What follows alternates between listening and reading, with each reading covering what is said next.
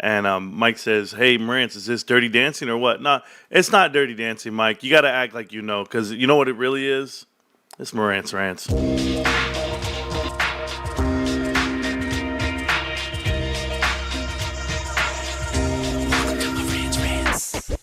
Welcome to Marantz Rantz, no advice on finance. Spin the wheel and take a chance. Get an NFT and a little education. The system got undertow, that knowledge is flotation. You wanna learn? Well, you came to right place. You pumping AMC, might get slapped in the face. Get your due diligence, know who the villain is. Don't be a sheep when the shepherd's carnivorous. So come learn, laugh, and maybe you win big. And listen up, y'all, the wheel is not rigged. Everybody get a chance in the live chat. Kyoto spin wheel, you win just like that. Retail fight back and this retail winning. Y'all just wait, man, this is just the beginning. All fellow simians, GME group singing the truth. We just chillin', infinity pool swimming. So welcome to Marantz Rantz. A lot of knowledge but no advice on finance. Don't even need pants, you can tune in naked like Henny the Mayo Man. Internet's most hated. Don't wanna lose your money, then it's time for you to listen. If you're ignorant, invest in AMC, a superstition. The stream about ready, they told us to don't dance. I do what I want. Welcome to Marantz Rantz. Welcome to Marantz Rantz. Welcome to Marantz Rantz. Welcome to Marantz Rantz. Welcome to Marantz Rantz. Welcome to Marantz Rantz. Welcome to Marantz Rantz. Is that how we're going to start out the show? Is that how we're going to start out the show? You damn trolls. Dude said in the chat right now, who's going to win a fight, Marantz or Rico? Oh, man, you guys are hilarious. Let me tell you something like this. Who wrote that? Winners only. Who's winning the fight, you or Rico? Okay, so I got a twin brother. He's a combatives instructor for the military. He was level 4 combatives instructor, the main all-fighter, all-army fighter of your lifetime. That dude lived on the ground for 20 years plus. I'm telling you right now, Rico will kill every one of us with his bare hands. Yeah, but I'll bite his ear off, and he'll lose an eye, and he'll lose some fingers. I mean, I'm a grown man. I'm going to eat your lunch. What the hell's wrong with you? But yeah, I'd probably kill everybody in here. What the hell's wrong with you? Have you seen the dude? Maybe you need to go watch him again. His head looks like, I don't know. He looks like Goldberg when Goldberg was actually really pile driving dudes. That's the way that dude is built. But anyway, back to the chat, back to the channel. Welcome back. Welcome back to Marantz Rantz. Plenty of good information, a little bit of motivation, whole lot of truth, no financial advice. I'll never admit defeat to that cat. Anyway, back to you. How are you guys doing today? Did you look in the mirror today? Did you guys happen to see the market? If you saw the market's great. But did you look in the mirror and did you tell yourself you're a smart son of a... You're the best investor of your lifetime? All of you that are up 100% on your money for the whole year. You're up over 100. Guys, GameStop went and hit $34 and some change. $34. Do you remember 8 months ago when it was $9, $10, and they said it was worth nothing? You had them all deployed to you. I had all of them. I've had 5 documentaries put out this year. I had how many Tom, Dick, and Harrys come in here and tell me I'm wrong? And guess what? I'm right. It's okay. It feels good. It feels good. Somebody says, Roaring Kitty put out a tweet, and that's why the stock is up. This is the shit I got to deal with. Hey, do me a favor, Market Watch, Motley Fool, CNBC, Bloomberg, I don't care who you are. Do me a favor. Run back the tape. Run back the tape where I showed you this, where I showed all of you. Run it back. Oh, I got to read this. Right, I got to read this. Marantz, you're a humble man, but the people, me, want you to play Jadakiss, the champ is here, if possible. What the world? I'm a humble man. I am, but what the hell? What is? I never even heard this song. The champ is here. He said Jadakiss. The Green Lantern version? What's the difference? I don't understand. Well, okay. You know I'm here, y'all. You know what it is. Welcome back to the Real Truth. Thank you so much for the track. That's Jadakiss. The champ is here.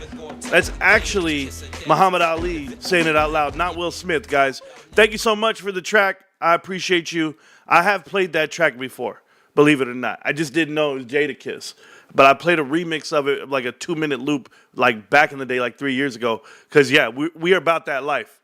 We're about that life right now. The champ is here. You are the champion. And like I was saying to you, Wed Bush, like I'm saying to you, CNBC, like I'm saying to you, I don't know, Yahoo Finance. Oh, yeah, hey, guys, let me ask you something. There was this guy. this guy on the internet. I don't know if you guys seen him yet. He's not a cat, okay? He's a down-ass dude who's just like you. And he drew a box. Not to get confused with Justin Timberlake's blank in a box. But right here, he drew a box. I drew this box on the screen, guys, weeks ago. Weeks ago. You want to tell me about TA? You want to tell me that we didn't know how to read this coming through? I said, we're going into this box, and we're in it, babe. We're walking there. This is the weekly chart. Let me show you the daily. This is how good it looks on the daily. Walked our asses up these steps into the box, hit 34.37. 34.37 just happens to be my waist size when I was like out of high school and where I'm at right now. I don't even know. 34.37. And I was looking around. I was like, hey, it's about to happen. And I tell you, it's about to happen because we're right on the cusp of $15 billion of market cap.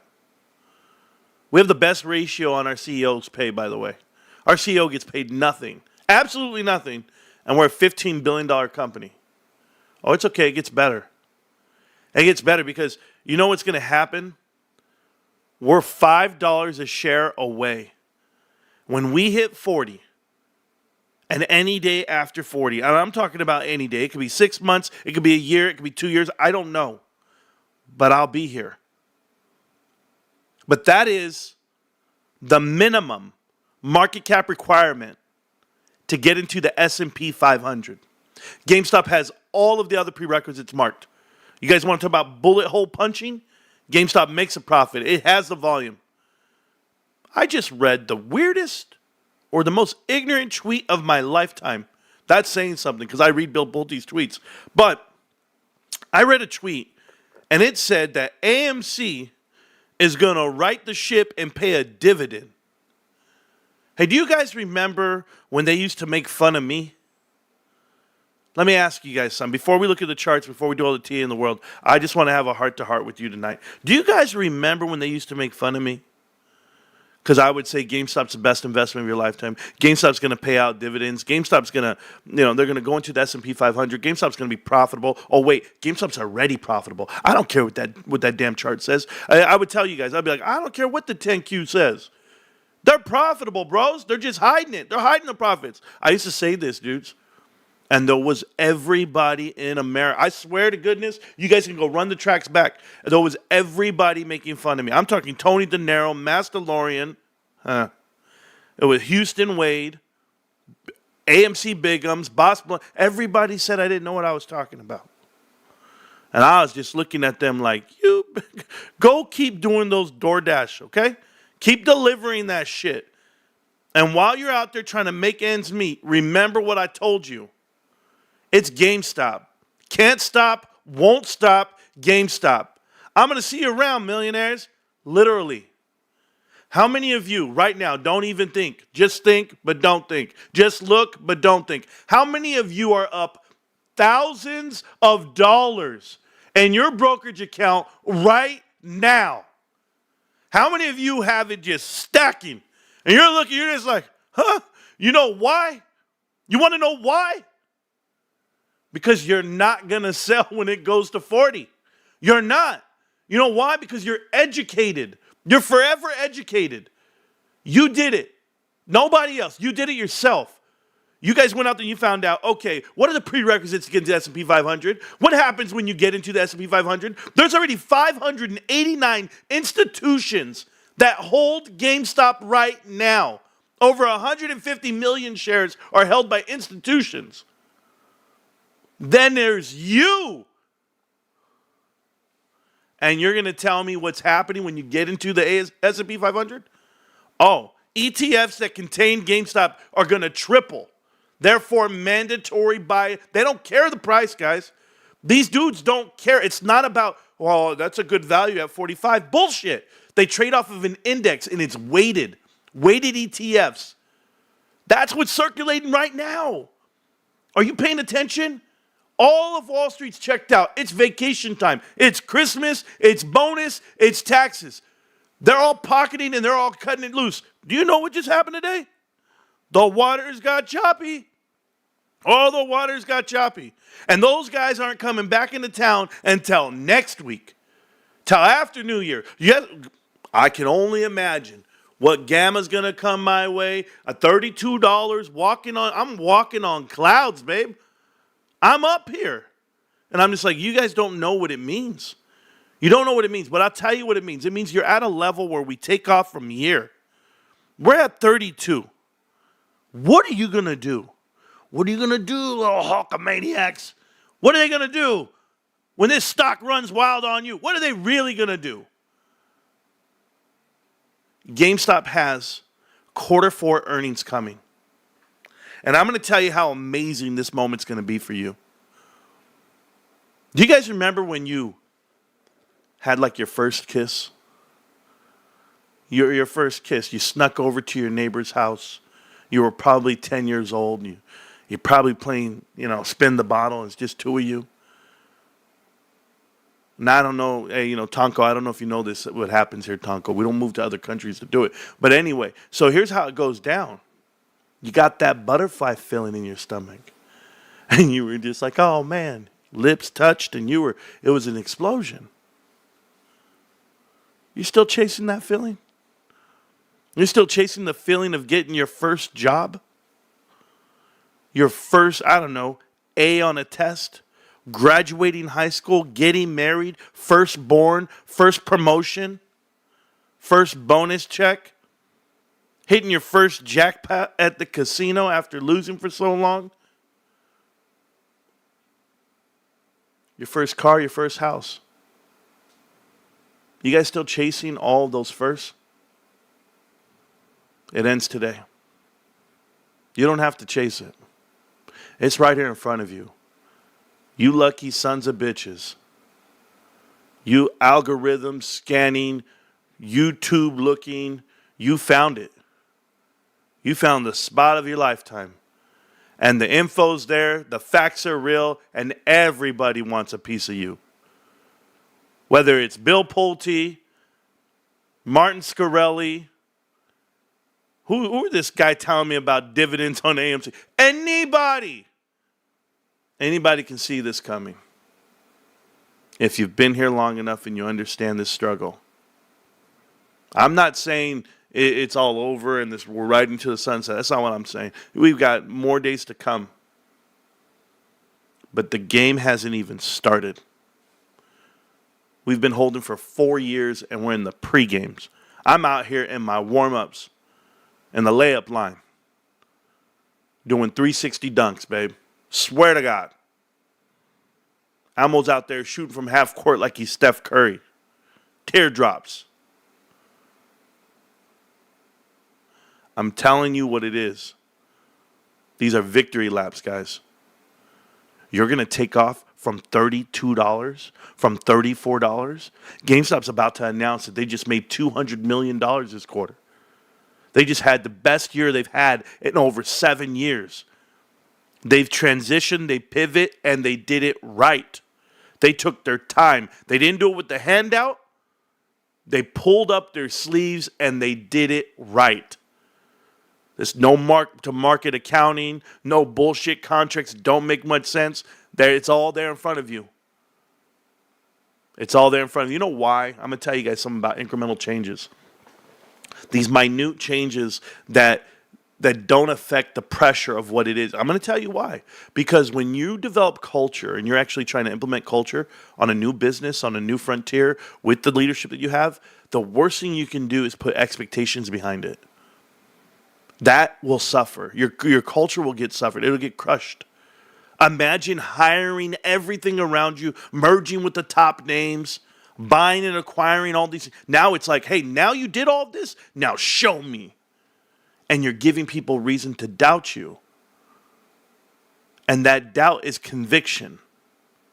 Now, hey, Ryan Cohen, shout out to you. You got me, babe. You got me. Listen to me. You and I, Ryan, let me tell you something. Sonny and Cher, all right? Jordan and Pippen, Jerry and Joe going for the Super Bowl. Yeah, like Donnie and Marie. Oh, babe, me and you, we got it all together. Ebony and Ivory. Me and you, Ryan, I promise you. Because whether you ask me to do it or not, I do it anyway. I wake up and I tell the whole world just how great you are. How great GameStop is. I met a dude last night. Now, I've known the man before, but we talked. And the man, he's sitting there, he goes, hey, what are you buying? I said, I buy GameStop. He says, how the hell are you at a 90% return versus the S&P? What the hell's going on? I said, doesn't matter. Doesn't matter. I follow Ryan Cohen blindly. That's what I choose to do. Not my Messiah. It's not a cult. He's not Jesus. Calm down, bros. He's just doing the right thing when no one's watching. And when I grew up and when I swore in to serve my country, they told me that's called integrity. You do the right thing when no one's watching, or you conduct yourself as if everyone's watching. You got it? Good. Let's go check this out, cats, because we're way ahead of everybody. We're ahead of the game. Look at the chart. That's right. When they tell you, what do you know about TA? You say, well, Marantz did show me this once. He said, it was really this simple. He just said, the stock's going to go up and to the right. Oh, shit. Hold on. Up and to the right. And these are in markets that are not supposed to do that. You guys know that this market has been going up and to the right for the last 15 years. The buyouts and the saves, everything they've done to save the auto industry, save housing, and then, of course, to save everyone during COVID. So while they're doing buyouts and they're saving banks, FDIC insures every deposit. Like, you've seen this happen, right? Up and to the right. You had interest rates increase the fastest in the history. Over 40 years, interest rates went from 0 to 5.5% in a year, or 18 months. Accelerated time frames. Who collapsed? How much of the carried interest hurt people and companies in it? Nobody. Nobody. I have a theory. It's called Bitcoin. I think Bitcoin is the hedge to this market. And not in a good way. Bitcoin wasn't invented until the housing crisis. After the housing crisis, you had to have collateral for these positions that you've weighed. But 96% of all Bitcoin is owned by the institutions already. Years before you ever even thought about buying it, before it was pushed out in front of you, before FTX ever got a hold of it. I don't think people can fathom the amount of Bitcoin some institutions have. And they leverage. This is why they're not margin called. But let's test this out. Can you halt the market again? Can you swap out the risk again? Swaps have to expire, right? If anybody doesn't know what I'm talking about right now, let me explain this to you. You might have a swap for your short position out there somewhere. Someone might have taken on the risk for you. But general partners and limited partners, they expect returns on their money. And for every institution that's invested, endowments, you have all of these retirement sectors, right? Whether it be CalPERS, you have the Teamster. I don't know the whole generation. I don't know all the ERS. But they all want their money. And maybe they lock up their money for 10 years.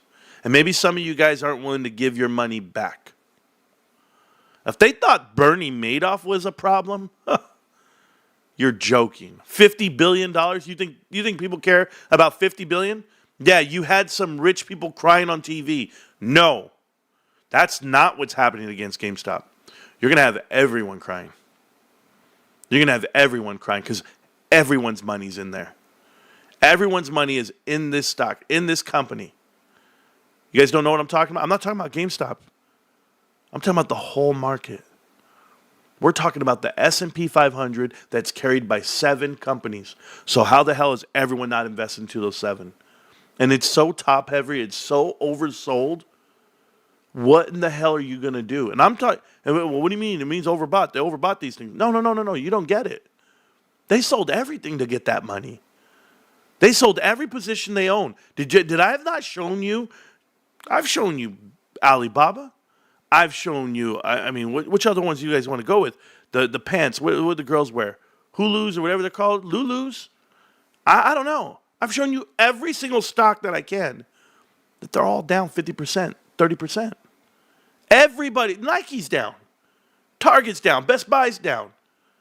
Everybody's down. 5 and below. Restoration Hardware. The Gap. Macy's. Everybody's down. You know where we out here and we're celebrating? I'll show you something like this. I go, I was right. I tell everybody, I was right. And we're talking about, give me one that I was right about right here. Watch this. Let's go with Peloton, right? So Peloton Interactive.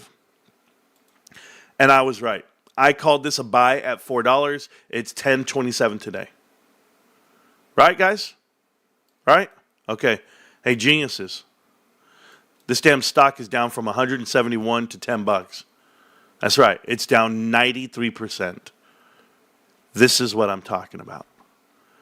We're growing accustomed to these incremental moves at the bottom. But really, the bottom already fell out. How about we do AMC movie theaters, your favorite? For all you AMC movie cats out there. Came down from, I don't know, $3.93 a share, all the way down to $4. Down 90%. If I go even further, I mean, this thing's wild, right? This thing's impossible. Dilute the float, 99%. It's okay. We'll get name a company for me. Let's go Carvana. Remember, this is the darling. Everybody's talking about Carvana. Carvana's up 1,700% in the last 2 years. Carvana went from $3.55 all the way to $2.24, Marantz. Carvana once was $3.76. How far are they down? How much are they missing? I'm not good at math, but I'm guessing around 40%. I'm showing you it doesn't matter the winners of this market. There's only 7 of them. Well, Palantir, but that doesn't count. I'm letting you know right now, GameStop is going to murder this leverage because they all bet against it. They all did. And the best part is, now that the short positions are getting smaller, okay, GameStop's short position was announced today, and the short position came in at around 31 million shares short. 31 million. It's the least amount they've had reported short, by the way, ever. Only 31 million shares short. Good luck. Good luck trying to close.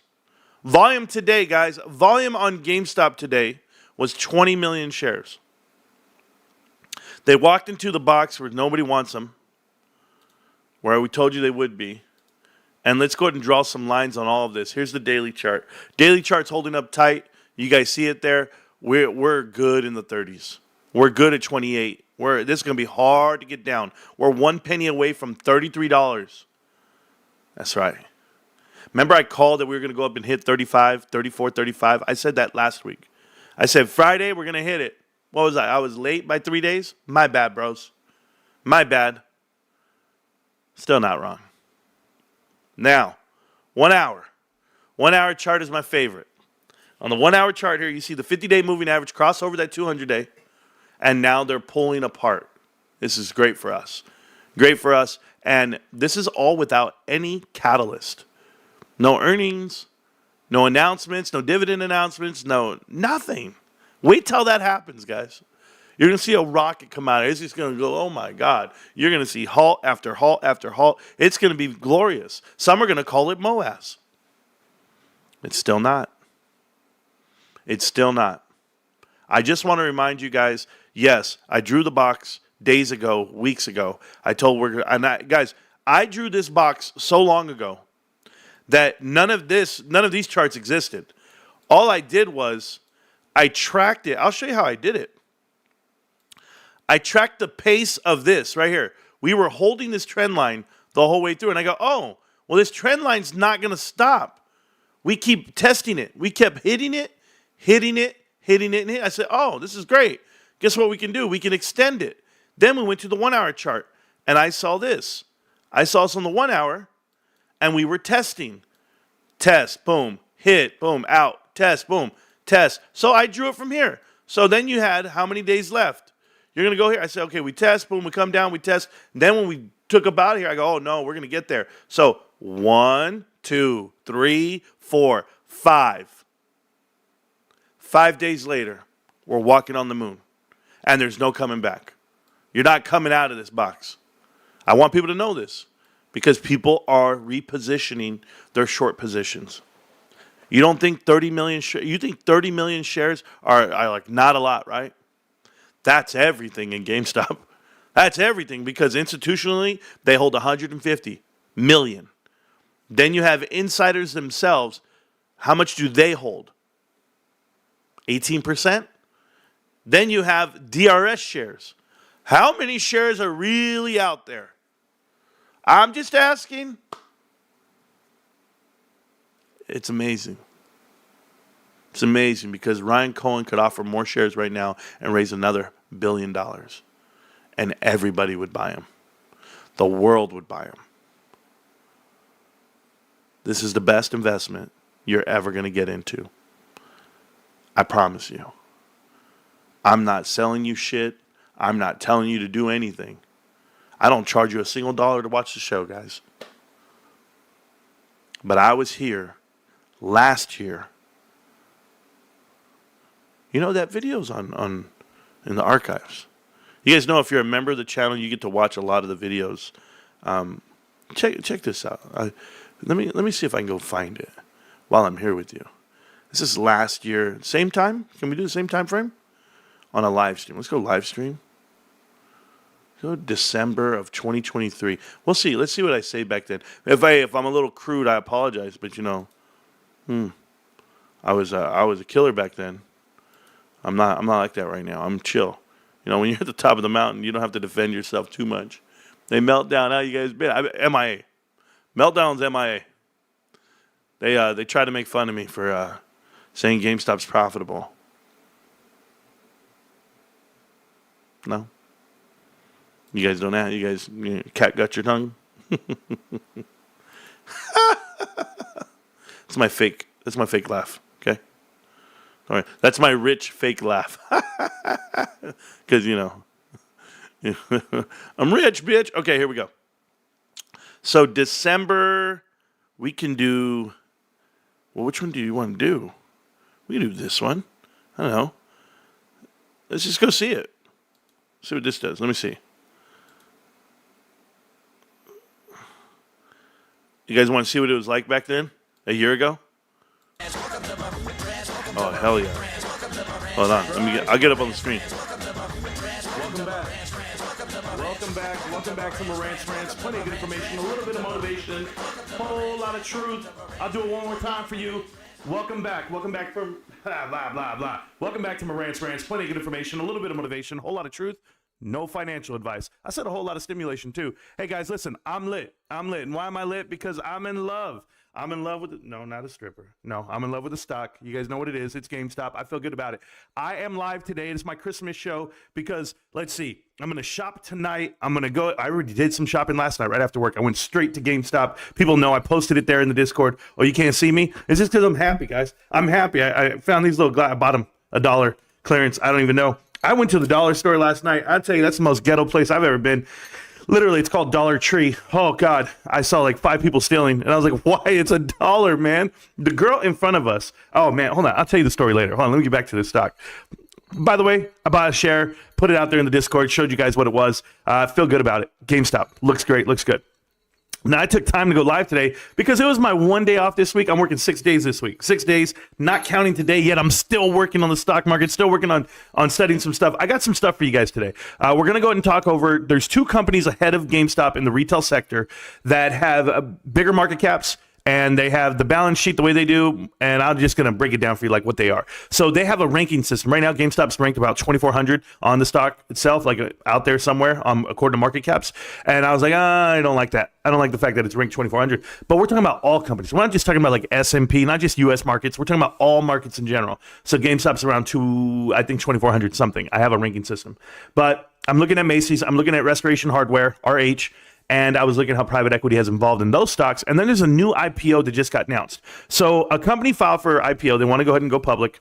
And the company's called Aspen Insurance. I want everybody to be aware. Whenever people see companies coming out of SPAC and they're going to go public, and then they're like, okay, listen, this is the new company. We want to get some money to it. It's been evaluated at X, Y, and Z. I just tell you guys, slow down. I learned a lot about IPOs and how they're overinflated because of private equity. When I read into private equity, it explained everything to me. And I'll tell you the playbook, and we'll draw it out. And obviously, over the history of the last 3 years that we've been putting together here on the show, I document everything with you. I want to make an announcement about the James Janney documentary interview that I've done.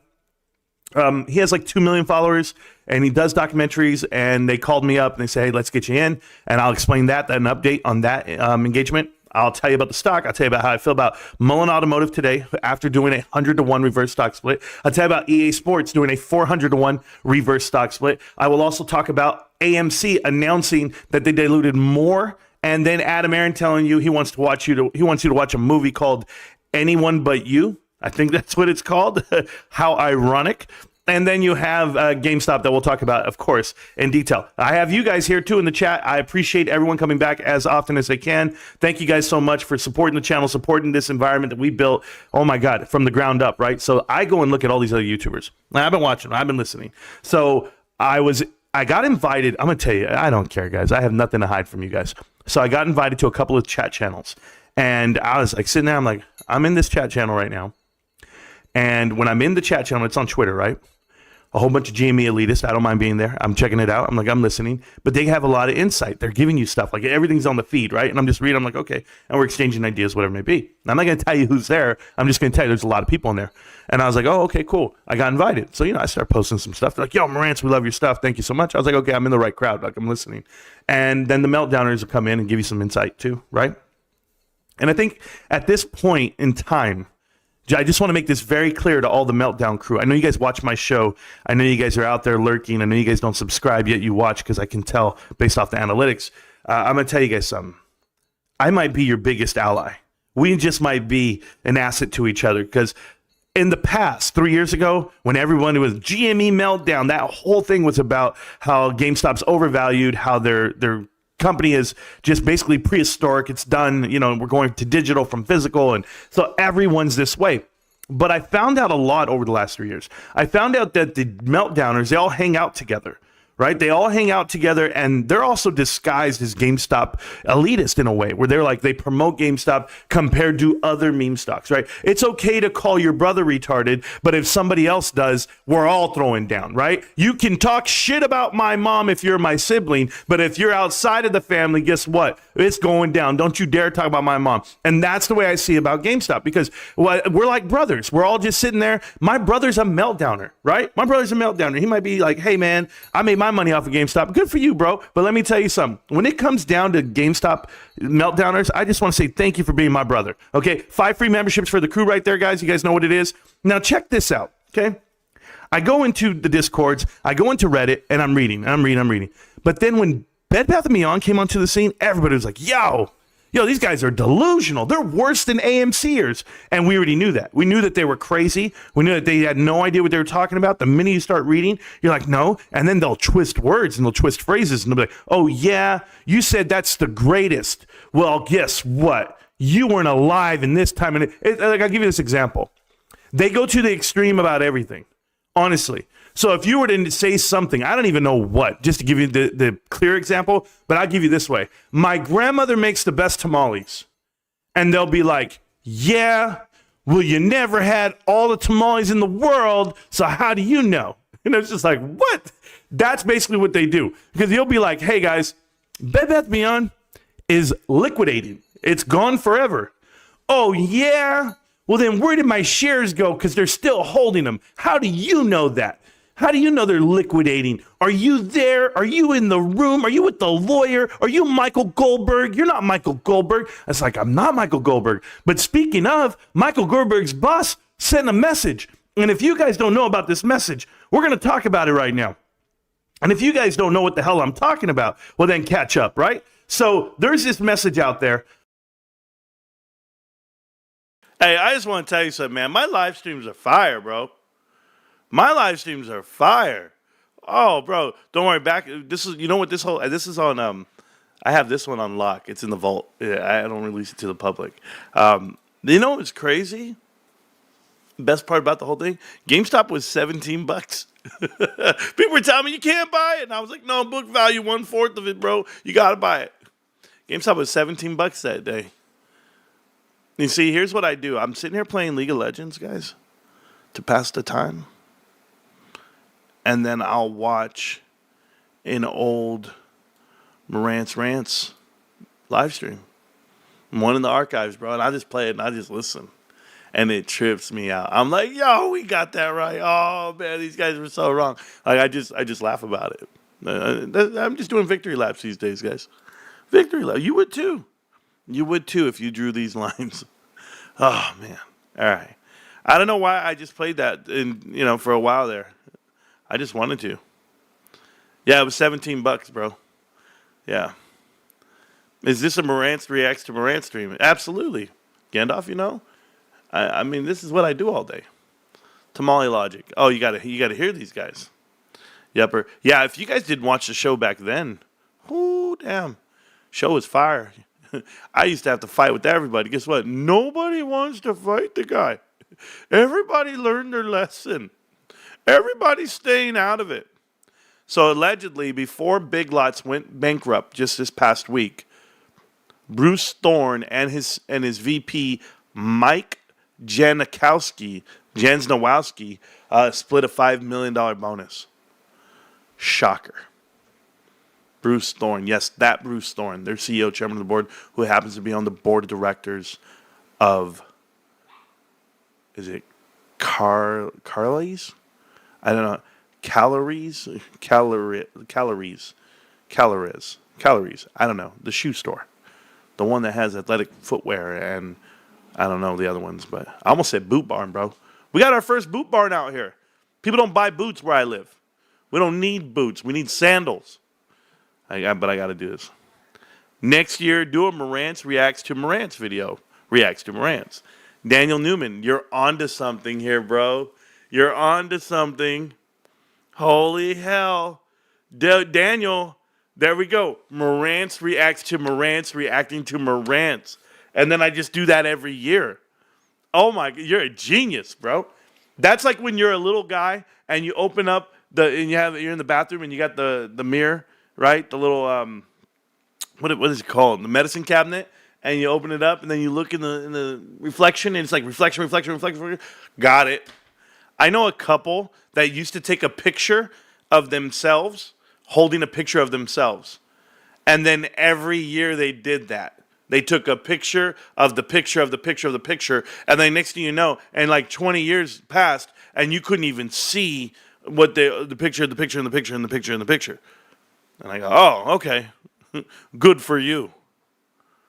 I loved last Christmas time frame. So did I. All right, well, let's talk about this Christmas time frame.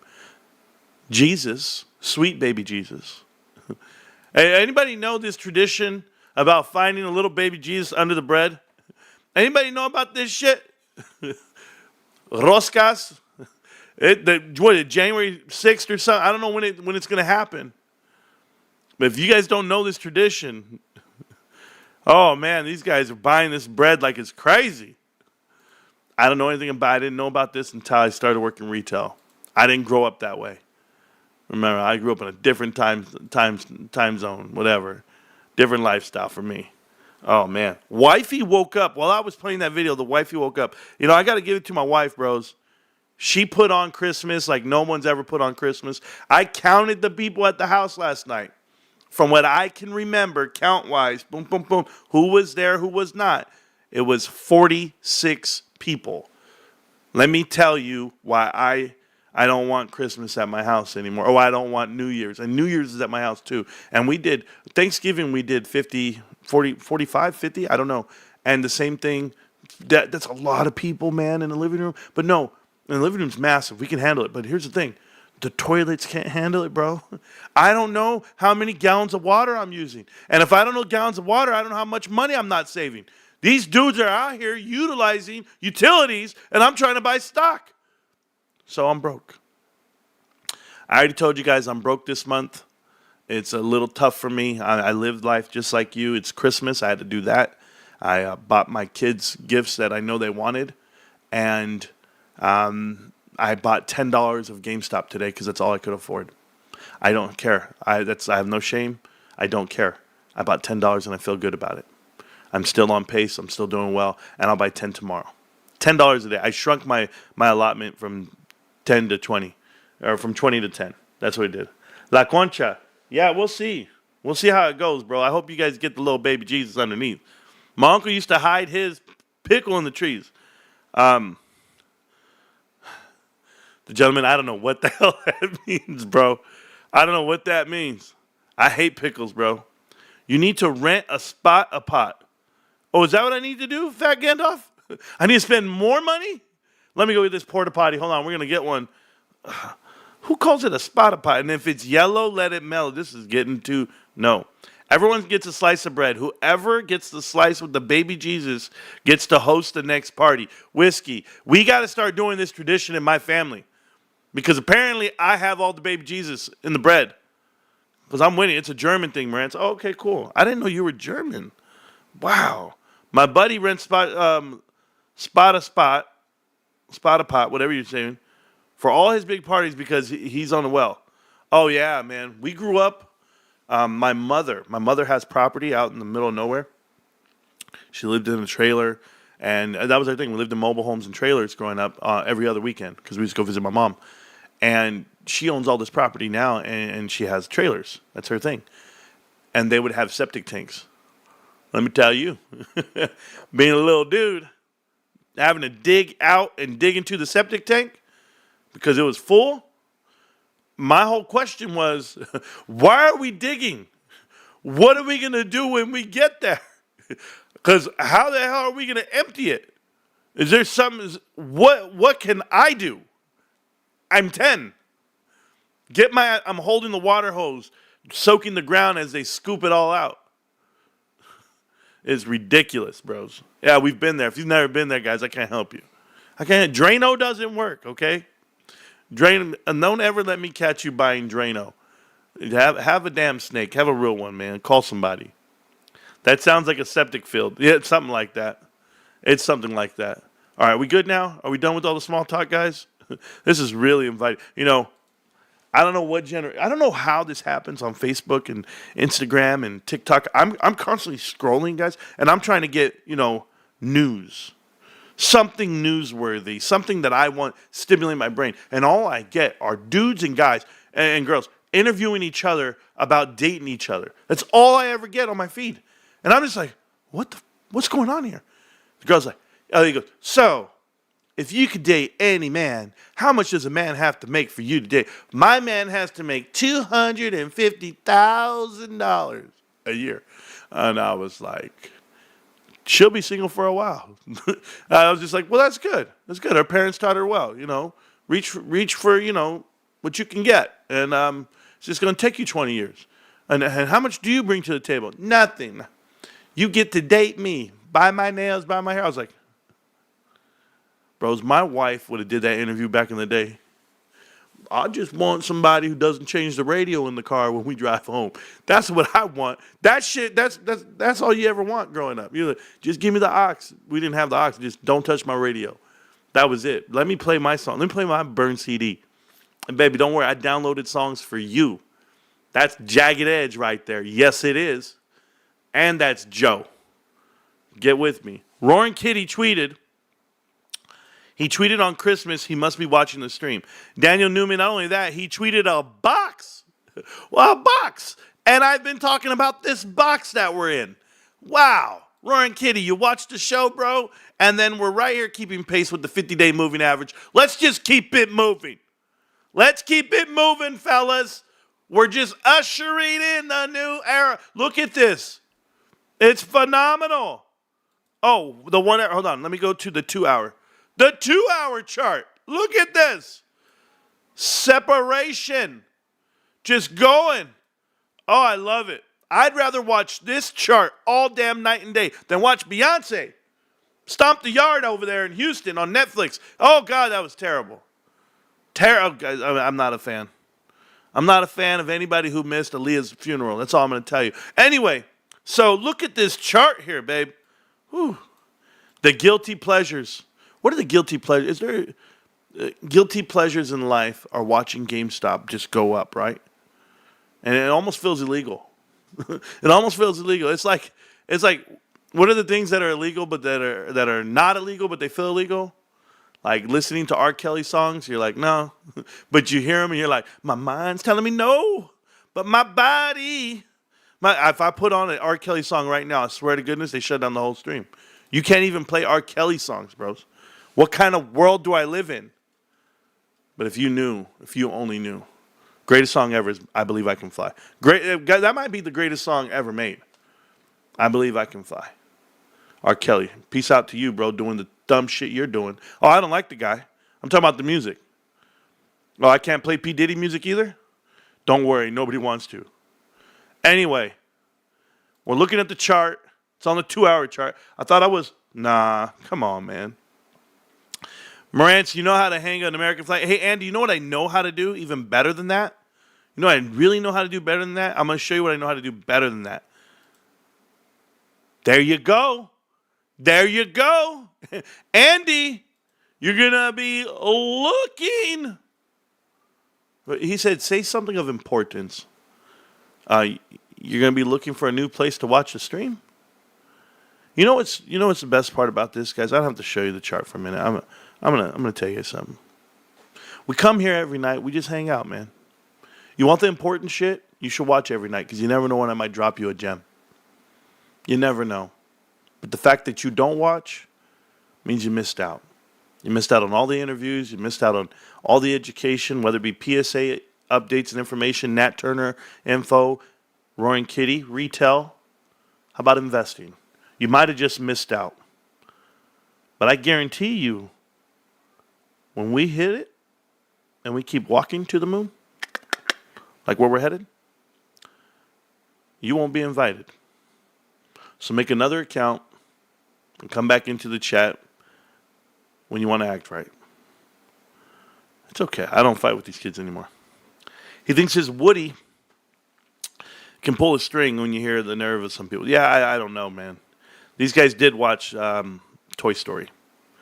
Yeah, Don C, I got a whole different vibe. Like, my delivery is way different, Don. You know that, bro. My mind works different than all these people. We're sitting here talking. Yeah, we are. We are. You guys, we'll talk about anything. What about 4-year swaps due the third week of January? Just wondering if it's true or not. And some DD. Liberty Bibbity. There's a guy out there by the name of Always Sad But Truthful. Okay? ASBT. Always Sad But Truthful is a creator on GameStop's NFT marketplace back in the day. He's also a DD writer for Swaps Theory. I don't get involved in it too much because it's too much. But I respect people's ideas, and I respect their due diligence and how they see it. But it's unexplainable to pinpoint. Do you know how hard it is for me to explain to people that don't know about private equity, like what they're doing? People don't understand. People don't understand so much because they don't. I'll give it to you this way. In sports, you tank to win. Anybody ever heard this phrase? They go in there and they lose on purpose. They're tanking the season because they want the number one draft pick. They want to be able to get this number one draft pick. What's the point of getting 2, 3, or 4, or even 15 when I want the number one? Because it's the hottest player of the year. And you got to get them. They're tanking to win. In investing, it's almost the same thing. If they tank the company, they win. They've made the bet against themselves. How did they do it? Well, they helped. They helped it happen. They accelerated. You guys think I'm wrong here? Ankura and Macellum write letters to the board of directors for multiple companies. They're activist investors. And then they demand that you hire their candidates. And when you hire their candidates collect payment. They collect fees. And then they do the wrong thing on purpose. to help accelerate the demise of the company. But the bonds they give you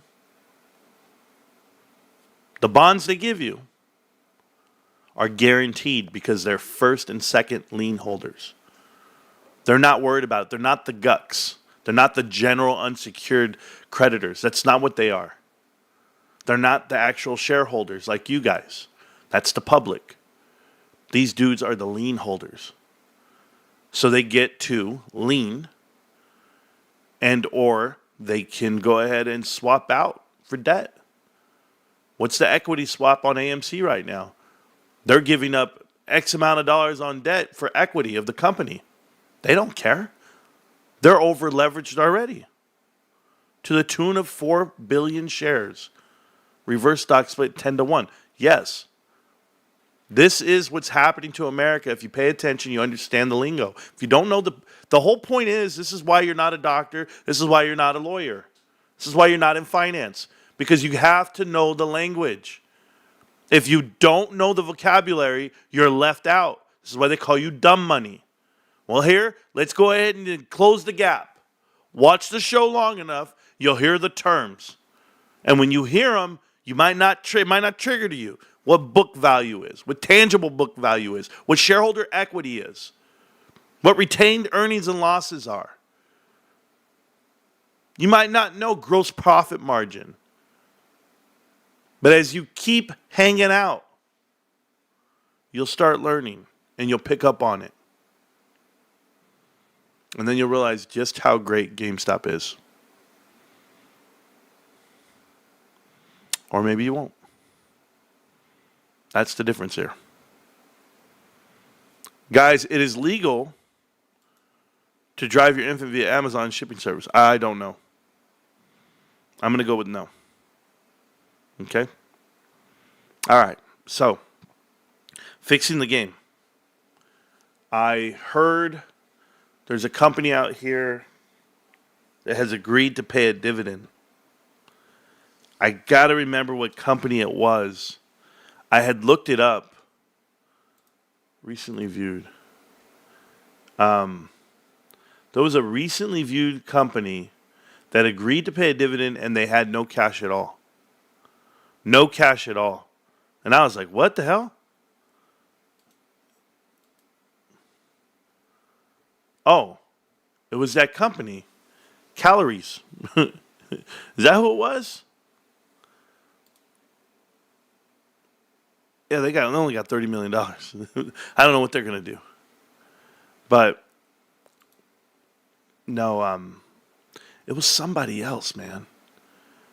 I was reading something, and I was like, what the hell? They're going to... It's okay. I don't need to pull it up. I'm gonna pull up something better for you guys right now. You're going to love it. Oh, you real GameStop cats. All right, here we go. Let's go for it. Hi. Here's my position. As you guys know, this position in GameStop was worth, just in April, only $7,000. If you go back to last December, we were like at $6,000. Right there, look at that, $6,000 at some point. Right there in February, $6,900. So from $6,000 in the same year, we're in the same year still.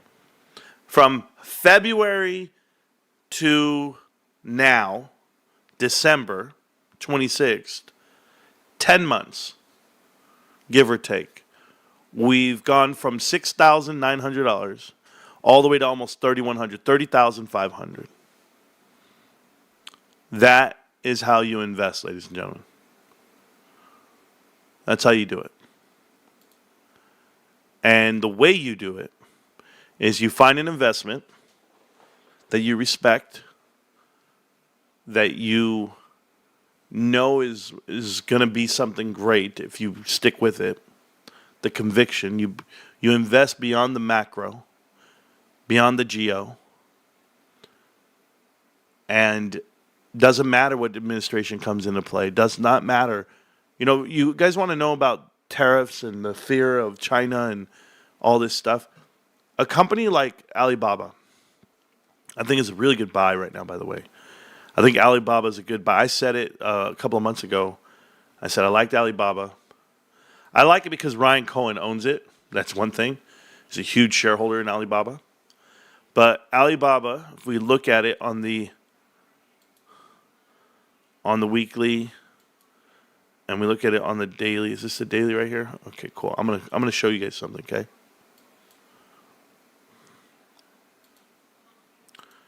Before we go back to my account, we'll do this. So here is Alibaba testing out the 200-day moving average. They bounced off of it, came back up. Okay, this is on your daily chart. And at one point, it was up to 117, came crashing all the way back down. That's when they were pumping out that China stimulus announcement.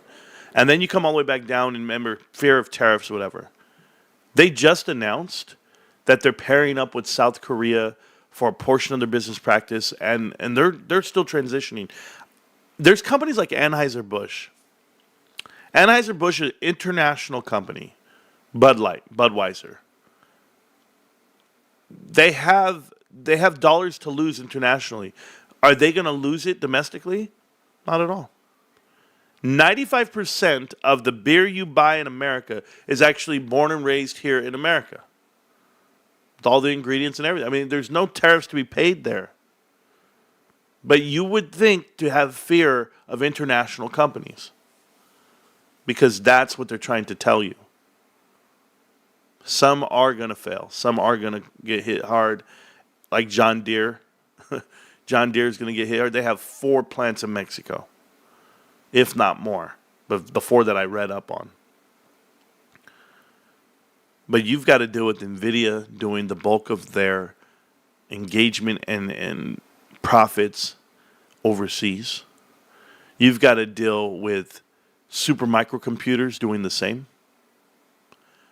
And if you can take out, it starts with super microcomputers. If super microcomputers is gone and it's taken out, everyone's in trouble. Everyone's in trouble. And this is your market. This has gone from 122 all the way down to 33. That is going to be a 70 to 80% drop. It touched all the way down to $17. It had lost 90% of its value. This is super microcomputers. This is the house of cards. This is the linchpin to it all. I'm telling you now, guys, when this thing falls, there is a huge problem.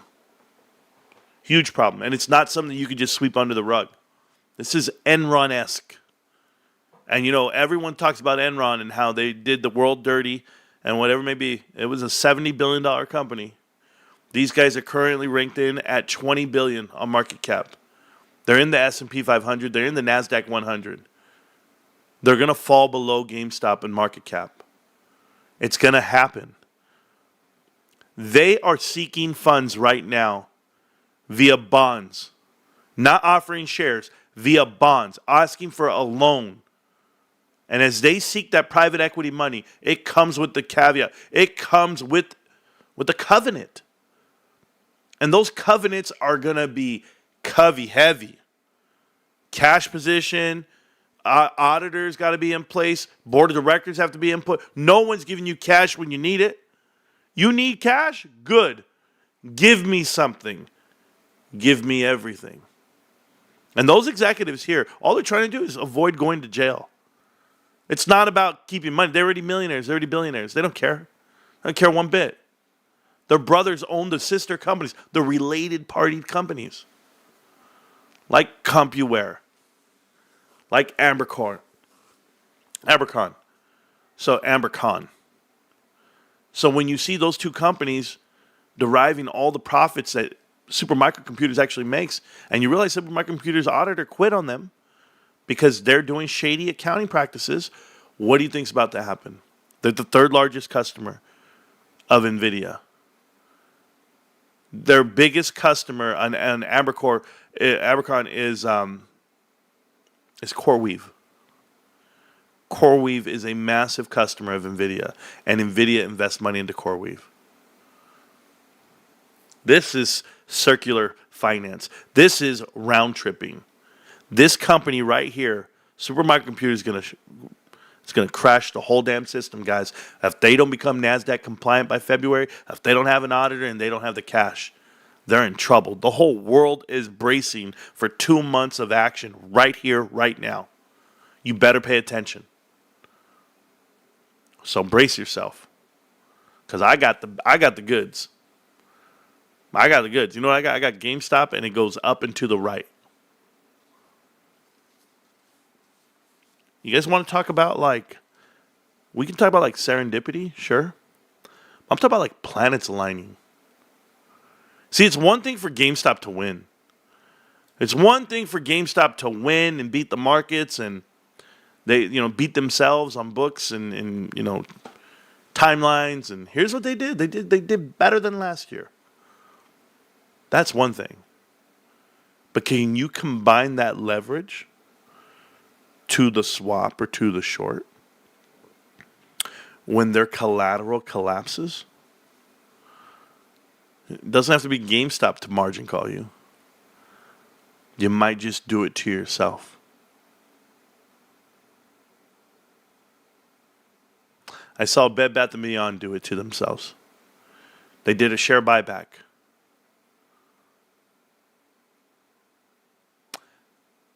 Anheuser-Busch announced they're going to do a share buyback, I think, of $2 billion worth of shares. Multiple companies want to buy back shares with your cash to give you equity so you can do what? Sell your shares? Anybody know how this price of certain securities go up and up and up and up and up? Like Nvidia? Who's the biggest purchaser of Nvidia stock? Nvidia. They're buying it themselves. Manufacturing these outcomes. Carvana did it. Carvana did it with Root. Tell me you guys know this. Carvana buys Root. Root goes up in value. That's their value. It's the same thing. Except Nvidia has a huge scheme of things. I'm not saying they're fraudulent. I'm not saying any of that. I'm saying that the buddies they do business with just might be. And GameStop doesn't have those issues. I like where I'm at. I like to see it happen. And I get excited every day GameStop goes up and to the right. Make fun of it now, guys. I've been waiting for you guys my whole life. All you dudes out there that told me we weren't going to make it. Said we didn't know what we were talking about. Do you see that? Are you ready to give it another? This is a weekly chart, guys. You guys know I can do this. I can do this all day. Okay? Listen to me. We can go sideways or we can keep crawling up this damn ramp. I'm letting you know what it is. Go to the daily chart. Does it seem unreasonable to hold that level and keep walking and keep walking? Because I'm going to tell you right now, earnings are coming. And earnings are coming at the end of this square. And when earnings come for GameStop, and they're at $50 a share already, I'll let you know where we're headed. Let me show you something on the monthly chart here. This is why GameStop made so much sense to so many. You guys saw that this was the level of resistance, the red line, throughout all the years. It was hit their head, came back down, hit their head, came back down. Shot past it. When it shot past it, we had that month where they halted the stock, Roaring Kitty got on the hill, and they dropped it all the way back down to where it bumped its head previously. That now was the support. That's when the world's changed. You were now above the line, broke past it, and now that's your support. So as you go into the weekly, just know this, just so that we're clear. It touched all the way down there, and what do you think happened? We bounced out of it. So you want to find parallels to this new universe you're in, but now it's happening on accelerated time front. Reason why it's happening on accelerated timeline is because we have this thing called $5 billion in the bank. And this right here, this chart here, looks eerily similar to this previous one right here. The breakout of this chart looks like the breakout here on this one. You have the downward pressure, you have the ultimate support, and it breaks out. Boom. That's how we knew we were going. Now, we're still on the climb. This is the weekly chart. We have been climbing for 1, 2, 3, 4, 5, 6, 7, 8, 9. 8 out of the last 9 weeks we've seen green. We saw this green anyway. That's all while earnings are being announced. It's all while the whole world's crumbling or not. We have been pumping for 9 weeks.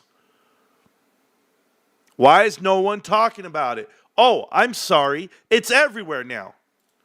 GameStop's on every website. It's on every headline. Everybody's telling you it is the stock of the month. It's moving. Bullish divergence to the top side. You see options activity, irregular options activity. You've seen people YOLO everything. They're walking up the steps. 9 weeks. 8 out of 9. Keep going. Keep going. Here, let's go look at something right now as I show you this. As I got kind of crazy there, start moving the screen. Look at this. Look at this with me, okay? Has somebody just help me out, okay, guys? I don't know much. I don't know much, but I know I love you. How many, read it, how many weeks did it take for GameStop to break out of, watch this downward trend, buckle up, take off, okay, look at me, take off, and downward pressure, support, and then that breakout is just weeks of walking. Weeks of walking. Like you're just walking into the Sierra, just in no man's land, just going up. But you see this little piece of world right here. Let me show you. I want to show it to you guys so you guys can see what I'm looking at. This little bit of world right here, this right here, okay? You got to go back, you. This, I'll do it where it starts. This right here, this little red box, where it goes straight up and then downward pressure. And I know it's small. It's not. It doesn't look as big. I can make it look massive, right? Look like this, guys. This right here, this timeline right here is accelerated when you're looking at it. But let's go ahead and do these lines here, okay? Let's go ahead and go here. And, I can keep it red. I don't care. So you're at the top of it. You pushed it down, okay? Push it down. Now, we're at the bottom. And if it could ever let me draw, it won't let me draw, huh? Is that what it's going to do to me every time? So now you're at the bottom, and that was your support, okay? So you had this push down, pushing it down all the way down, came all the way to this level. You were here, pushing it down, holding support. I know these are at pennies at a time. Broke out, and now it's walking. Just no man walking. Let me tell you something, guys.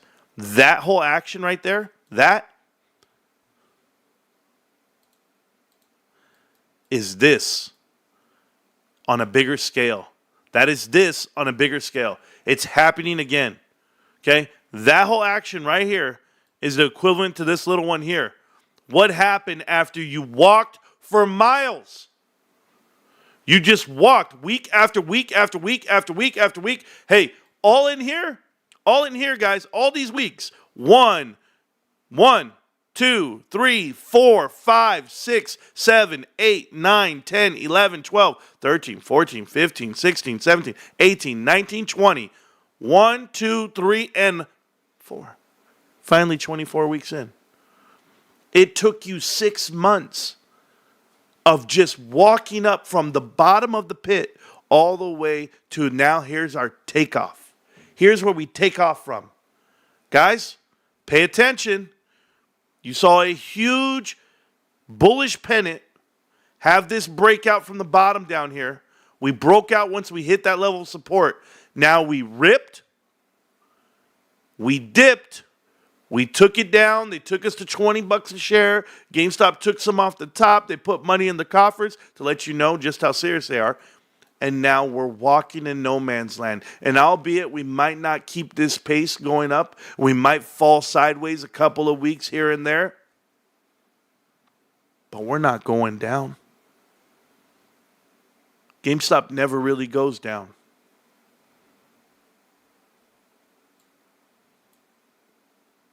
I could show you. I could show you that they were up this whole time. You see this whole time frame right here? All this, 2021, 2022, that they're up, babe. They're up. When they touched down right here to that level of resistance previously, it now became the support. And now we're gone. But guess what? Our level of resistance right now is at around $90 a share, $85 a share. We're going to hit our heads on the ceiling again. And this time, we're going to break out past it. We're going to go to 200, 300, 400, 500. And then we're going to come back down to 100. We're going to walk our way back down, find our support again, get our shoes on, and then we're going to jump again. This time, it's going even higher. And every time, it's going even higher. Because like the market, this stock's going to be going up and to the right for the rest of your life. I'm diamond-handed, babe. And there are so many GameStop investors that watch the show, that go to the store, they buy it all out. They buy every card, they buy every gift they have. The guys here in this channel do it, I do it, you do it, we do it. And we're never going to stop. $1 spent at GameStop is not $1 wasted. That's why I'm happy to do it. I'll support my investment till I'm dead. My brother-in-law buys a PS5. Guess where he bought it? GameStop. He bought Black Ops. Well, I bought Black Ops for my nephew. He bought Madden. He bought controller. He got the pro membership. I bought all the cards in the world to hand out to the people who came by. You know what, guys? GameStop.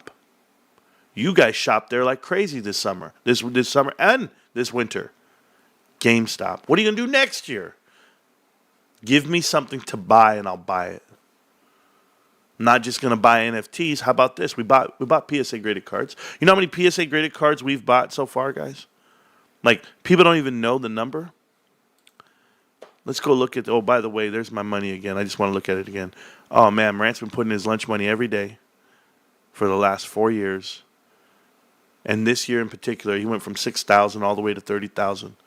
Huh. How'd that happen? Anyway. GameStop, when I started the show, look at this, I'll refresh. They were already down to 3,000 cards. 3,072 from 3,500 last night. Let's go ahead and see where they're at right now. They add any, they take away any. 31.91. They added more. Here they are. Victor Wembanyama rookie cards coming soon. Oh, I love it. More rookie cards coming. Oh, those will all be gone. They'll sell all of those. Sell them all. What's the price on them? Market, $24. They'll sell them all. Base rookie cards, PSA 9s. I love it. That's a top seller. There's somebody out there in the world of PSA that has all these cards in the vault. They got all these cards and they got to wholesale them to somebody. GameStop's buying them all for $10, selling them for $20. I'm letting you know now. Profit margin of over 26% is what you're shooting for in quarter four. You're shooting for 25, 26-ish. If you could hit 30, you're done. You're done, Wall Street. And I'm going to remind you. All right, guys, I'm very excited about the stock price. I think we're going to keep walking up and to the right. I haven't looked at the chat at all tonight. Sorry. I love you guys. But I guess I'm going to read the chat so I can block and ban some people. We need to. That's what we need to do. We got a super chat somewhere in the chat. I missed it. Hey, I'm sorry that I missed the super chat, bro. I'm sorry that I missed it. That's all I can tell you. Whoever sent it, I apologize. I wasn't looking at the chart. Oh, no, I did get the super chat. I know what it was. It was the one who said, play Jadakiss. The champ is here. Yeah, we are here. All right, I'm going to read the chat and I'm going to get the hell up out of here. Marantz, you got my blood pumping. I got my own blood pumping, bro. I got my own blood pumping, but I'm right there with you. I promise you guys. No phone calls tonight. I got to get going. I want to enjoy my night as much as I can, but I will read the chat. If you guys want to ask a question, type it in the chat. We'll talk it out right now. We'll get it out there to you. But GameStop looks like it's going to go up and to the right. I picked this stock years ago, but I picked these moments that I'm drawing on the screen all within the last month or two. And I told everybody this is when it's going to happen. This is how it's going to happen. And as you can see, it's happening. happening. I actually moved the blue line by doing it this way. That sucks for some of you guys. But I can put it back where we were because we knew we were right. Up and to the right. How about that? But it should be somewhere right there. Should be like that. Let me see. Oh, no. It's wrong right there. I don't like that. It's wrong. Because I held that line. I'm going to delete it. That's not the right line. I drew the right line a while back, and I wasn't going to come off of it because I said it's going into the box, guys, and it's never coming out. We're just going to keep walking. So there you go. Touch. Might be a little too low or not low enough, but it's fine. Because it's not, guys, bring me all the way down. If you can bring me from 32 and touch me all the way down to 30, I'd love it. I want a discount. Give me more. We're at $33 right now, guys. I don't know what's going to do in the overnight. It's at $32.45 right now. But volume was up today, 20 million shares, a good number there. Market cap up to $14.74. And book values all the way at $10.75. I thought it was more than, oh, that's fine. So you're still looking at 1/3 on book. No. Tell me when it's 5 times book. When the shares are $50 a piece, then I'll take you serious, Wall Street. But until then, I know the truth. And that's just the truth. So I'll leave the chart up there for you guys so you guys can see it. But then I'll start reading the chat here. Here we go. Appreciate you always, Marantz. Dane Slayer, I appreciate you, bro. You've been around for 3.5 years with me, so that's kind of really cool. Congrats to everyone who listened to Marantz and bought at under $30 a share. Also, congrats to people who are buying in the 30s because we all know it's still undervalued even now. Correct. That's why I bought today. That's why I'll buy tomorrow, and I'll just keep buying it. I just won't stop. Can't stop. Won't stop. Never stop. Off topic, but you should buy a Marantz stereo. They look dope. I actually accidentally land on it when I Google search for your channel. Sexy Man 9000. Thank you. And I'm aware of Marantz stereo. I'll probably never buy one. I don't feel the need to buy one. I don't feel drawn to the product, and just because they have my name. But I'll never buy one because I think it's a waste of money. Like even now, I count the money that I've wasted this month on things that I didn't have to buy and spend money on. Man, I could have bought more shares with that, or I could have paid a bill off with that. There's things I'm tackling right now. I'm trying to really, guys, I'm so fiscally conservative. I'm really like running at things. There's a tax thing that I'm running at. There's the cars I'm running at. There's expenses all around me, and I'm trying to get ahead of them. So, because you just never know what's going to happen. You just never know how this world works. AMC doesn't. Let's say it again. Doesn't run the same. Look at the 2-year chart. Correct. It does not run the same. We know that. Where is $10 now? Oh, it's gone now. Oh yeah, we're not at $10 anymore. You were saying GameStop should sell Marantz stereos? No, that'd be cool. Okay, in that case, I would buy it in a heartbeat, right? I sold all my shares back in 2022. Well, that didn't sound too smart, but good luck to you. We are back, baby. Yes, we are. Ryan's my man, too, Marantz, and I ain't ashamed. Thank you, Don C. I appreciate that, man. Roy says Ryan needs to buy $5 billion worth.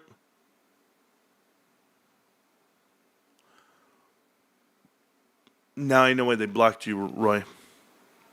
Now I know why they blocked you. Up and to the right. I have heard that here before. Yes. Thank you. Hell yeah. Evening live. Well, thank you. Up and up and up and up. If it's up, then it's up and to the right. Thank you. What's in the box? Are we in the box? We're in the box right now. Agree with you? Sure. About Bitcoin, bro. Oh, thank you. Thank you. I'm late making Sharon's Tres Leches video. Is that what you're making? I did take out the trash tonight. That was cool for me. Maybe it wasn't originally for the purpose, but need has resulted in change. Yeah, exactly. I sit through Ryan Reynolds selling my phone plans for this stream. Ryan Reynolds? What that world? You're the bestest. I wonder if Keith Gill will show us his new YOLO tomorrow. Whiskey, I don't know when he's going to do it, but when he does, I assume it's going to be over $1 billion.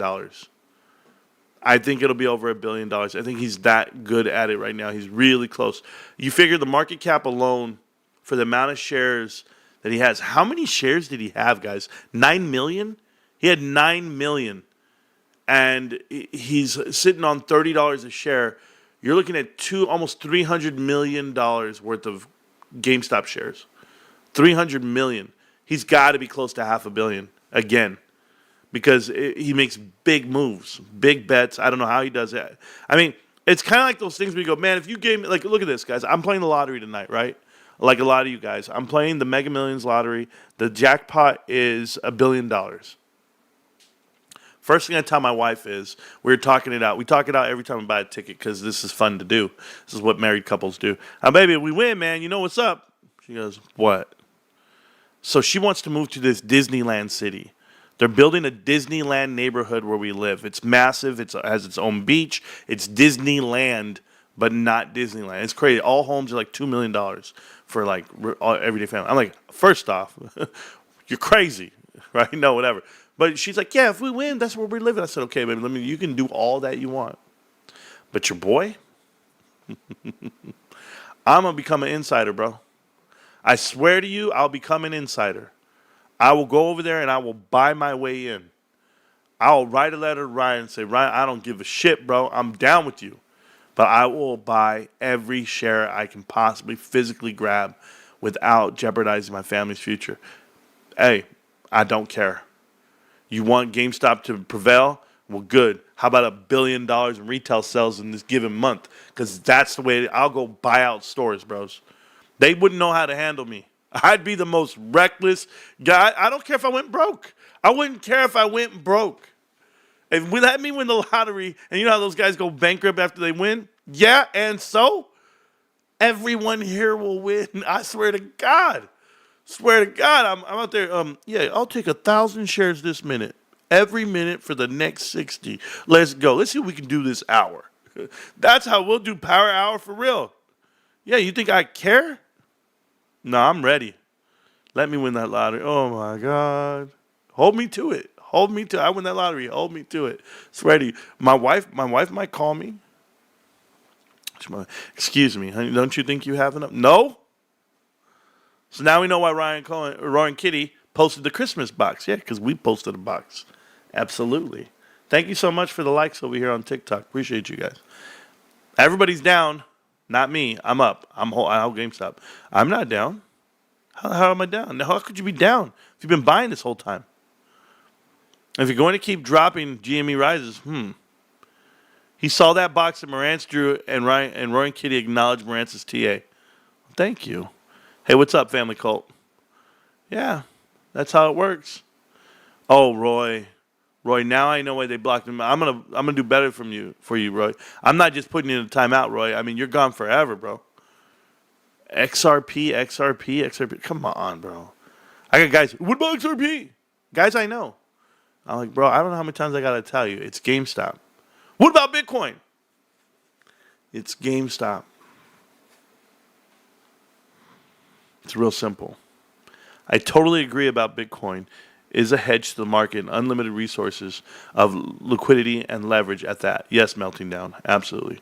MicroStrategy is the fourth largest holder of Bitcoin. Oh, my God. Yeah. I don't know what Saylor's going to do with all that Bitcoin, but apparently he's going to do something with it. Out leveraging the leverage, bold strategy. GameStop is owning the Russell 200. You mean the Russell 2000? No news is good news. Good news is good news. Yeah, all of it, right? Not your bad. They wanted to disappoint GameStop holders. Net result will still be the same. In all honesty, I do believe GameStop is going above $2,000 a share. Sergio C., I'm right there with you. My jump-off point, I'll never jump off totally. Like, I might sell 10 shares at $500. 10 shares. Just to do it. I'll save the rest for another. I mean, what? I don't even know if I do that. Oh, you guys think I'm crazy? Hey, Meltdown. Marantz is going to sell $500 a share. I did. I also did the math. How could they be worth this much money, man? The market caps don't add up to the profits they make. Yeah. Whoa, baby. I'll let you explain it. Better yet than me explain, I'll let you explain it, Meltdown. I don't care what these fools tell me. $50 line has been tested easily. We're getting there. 2K's rookie numbers let it reach equilibrium. Damn. 2K's rookie number, bro. 2K, I'll tell you right now, 2K, I'm out. I'm out. Sorry. You guys can take my shit. Somebody can come buy my shares from me. I'll be like, yeah, baby, remember that $2 million? My wife was going, $2 million? We did all this for $2 million, that's it? I'll be like, yeah, babe, what the hell you want me to do? I'll tell her, hey, babe, we can sign a book deal. Yeah, I'm going to be like Kanye when he was trying to get signed. Like, man, they don't want to sign me, bro. Hopefully we moon in the next week, then I can extend my holiday in Dominican indefinitely. Rick James, get your ass back to the UK, bro. Who travels to the Dominican Republic for vacation? I thought you die if you drink water over there. Like, my dad went on a cruise from the Singapore to the Kyoto Island, Komodo Islands or something. I don't even know, Komodo dragons and stuff. He said that there's people, professional cruisers. They live on the ship. He's like, they live on the ship. They get their laundry done. They get serviced every day in the room. Food is included. It has all utilities, all internet. Everything's already included. They don't have car payments. They don't have house notes. They're retired. And they're living on the boat. And there's world-class entertainment and great food. And they travel from island to island to island. They go hang out, do whatever, come back. He's like, this is a crazy life. And I'm sitting there like this. Can I live stream from the boat? Because I think I got to do this shit. Like, I don't know. That's crazy talk. Yes, Meltdown Brother. Yeah, my Meltdown Brother. Yeah, I got one of those. That guy looks just like Marantz. Yeah, it was me in my younger years. Hope you're having a wonderful and blessed and divinely guided day. Thank you so much. This is Marantz. Yes, thank you. I like that idea of reacting to Marantz, reacting to Marantz. I like that idea. My buddy, thank you. I already read that part. Thank God. I sit through K Jewelers commercials for this stream. Oh, wow. That is so cool. Thank you, man. Whiskey, you mean Asana. And we're sitting here talking about, yes, we are. Roy and Kitty tweeted on Christmas. He must be watching the stream. Thank you. I'm excited about that. Muscle memory with the R. Kelly songs. Yeah. I mean, that's just the way it goes down. Oh, thank you guys so much. Guys, is it legal to deliver your... No, we read that part. Thank you so much. Next person. I made that amount today by selling. Then I bought back in. You're doing it wrong. Oh, I'm doing it wrong. That sucks. Well, thank you, April. Appreciate it. April's trying to teach me something. April, you bought and sold and made $31K. I don't think April's aware of, like the wash sale. Okay, guys, you're an investor, all right? This is why you can't believe everything you read on the internet. All these guys, these no names, saying they're buying and they're selling and buying and selling and buying. You technically can't. You technically can, but you're going to pay a pretty penny in taxes. Okay? I'm trying to help you guys. Do not believe everything these guys tell you. I'll just leave it at that. You didn't wait 30 days and you sold again? Is that what you're telling me? Maybe I don't know the rules.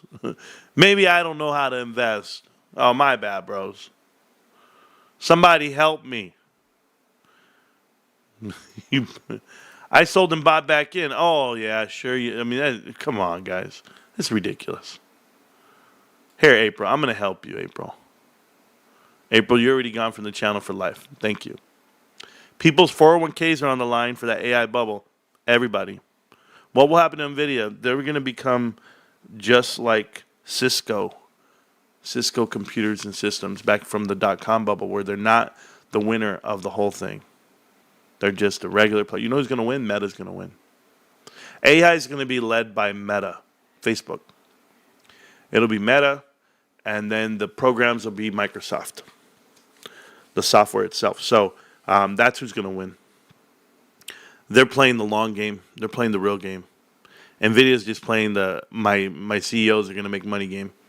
Wear cool jackets and get tattoos. Does this person want to talk to me or what? Oh, well, check this out, okay? You meltdowners, you know what? I'll give you a show. Meltdowners, you guys excited tonight? You guys want a shot at the title? Do you want a shot at the title? I'm going to give you one. Click the link. Tell me what you think. Come on in. I'm opening up the Discord right now, guys. I'm in the chat channel of the Discord. I'm going to give you a shot. Okay? If you think GameStop's a terrible investment, if you think I'm wrong about NVIDIA, if you think I'm wrong about private equity, if you think I'm wrong, period. Come on in. Walk your happy little asses in here and let's go. Let's do it. First one down. See, they walk in and they walk out. They look around, they go, damn, Marantz been out here doing push-ups. Check this out, people. I'm waiting. MicroStrategies will take over the entire world. Dro 12-pack. How original. You a piece of me, old man. Yeah, you want a piece of me? Yeah, exactly. Stay off my lawn. Click the link, meltdowners. We're waiting. 40 shares deep in. GME looks like it's incredible going into the new year. I might buy 10 shares tomorrow. Phenomenal. Crayon Don. Crayon Don, you're in the chat. You're on the channel. Unmute yourself. Let's see what you got.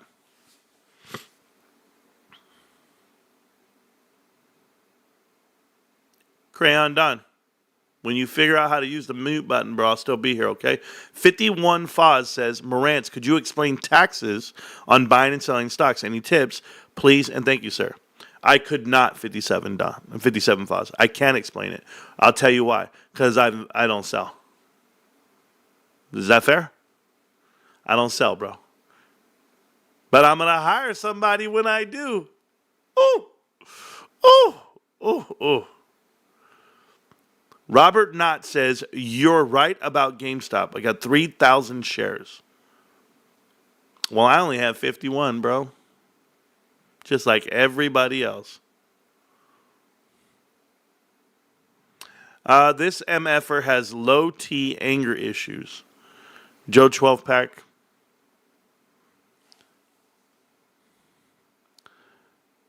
You have a great day, sir, okay? We'll see you around, 12-pack. We'll see you around. Well, these guys, they come up missing, bro. And still buying. Yes, we are all still buying, Robert. We're right there with you. I mean, come on, guys. Low T? What the hell does that mean? Why not just say the word? Low testosterone. Can we talk about this? Are your testosterone levels low? Do you need Cialis, Blue Chew, and that great blue pill? If you do, feel free to subscribe right now to this channel. No, I don't know. I might get you excited. You might get yourself excited. You might get riled up, baby. Does your heart ever does your beat just ever start hearting? I can feel my beat hearting, bro.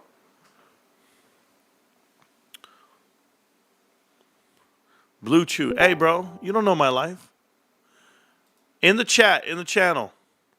And he's unmuted. He's ready to go. Abel. How you doing, Abel? What's up?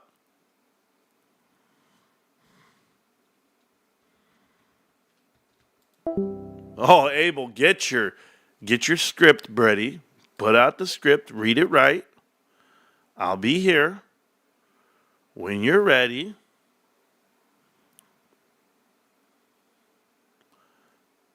Oh, yeah. Who got the 100% buy order here? Weeble? Weeble's got 100% buy on GameStop. There we go. JP Morgan Chase. They filed a form for disclosing an ownership of 774,000 shares of GameStop, valued at $17 million.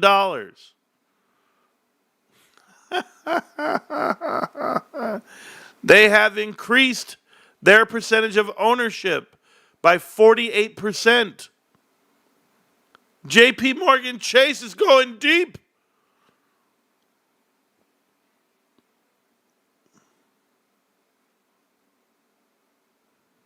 They bought shares.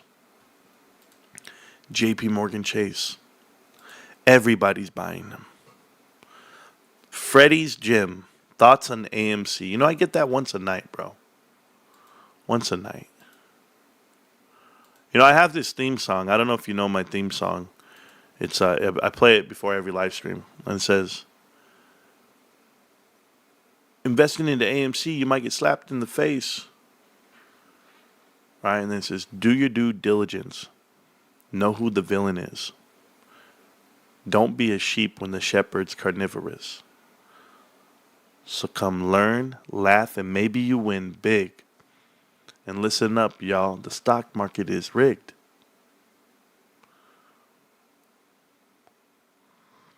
AMC Investments, or that black hole that it is the worst investment next to Mullen Automotive that you'll ever make. It is absolutely terrible.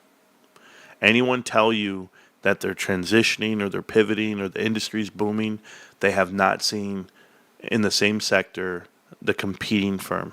If you look at Cinemark makes a profit. Their executives didn't take huge payouts and bonuses during pandemic.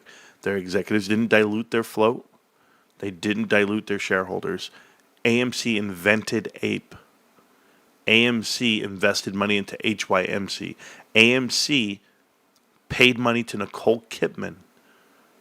They paid a CEO's salary, a king's ransom, for some commercials, for publicity. They have done everything wrong on purpose. They have retained losses of $8 billion since Adam Aron's been the CEO. Adam Aron comes from Apollo, and that's who used to own this damn company when they were private. They leverage them, and they publicly are carving out assets even now. You want to know where you hide all the bad deals? You buy them. Private equity does this all the time. Why do you think they did a bad deal for Carmike movie theaters? Why do you think they did a bad deal for Odin movie theaters? Why are they overpaying and over leveraged for what's his name? Magic Johnson movie theaters? Magic Johnson. Why is he in all the buying classes? How did he get into the buying team for like the Washington Commanders? Josh Harris? Like, people need to start paying attention to the money and the people and who do it. Apollo. Private equity. But they're just buying one asset from each other to each other for increases. AMC is the worst investment you'll ever make. And if you've been confused or you've been bamboozled or you just don't understand math and logic, and it's unfortunate you couldn't read The Man or The Room. I read it because I saw failed YouTubers that I could never trust. Trey Trades cannot convince me that he's educated on the markets other than the verbiage he tries to use, but he doesn't have the experience. I know this. He's a butter bar in the military that got discharged before a full year of service. No, that is not it. That is not who I'm trusting with my investments. Not some 23-year-old with a pipe dream. I'm not doing AMC Bigums. I'm not doing Boss Blunts. I'm going to be so effing rich and hotboxing your house with your kid in it. These are not people. They're personalities. Tony De Niro is a fake person. He doesn't even go by his real name. My real name is Marantz Rico. You guys know what I do for a living. You guys know where I live. You guys know my wife, my kids, my whole life. I didn't want it to be that way initially, but I'm not afraid of the internet. I'm not scared. I fear God. That's it. I don't fear people.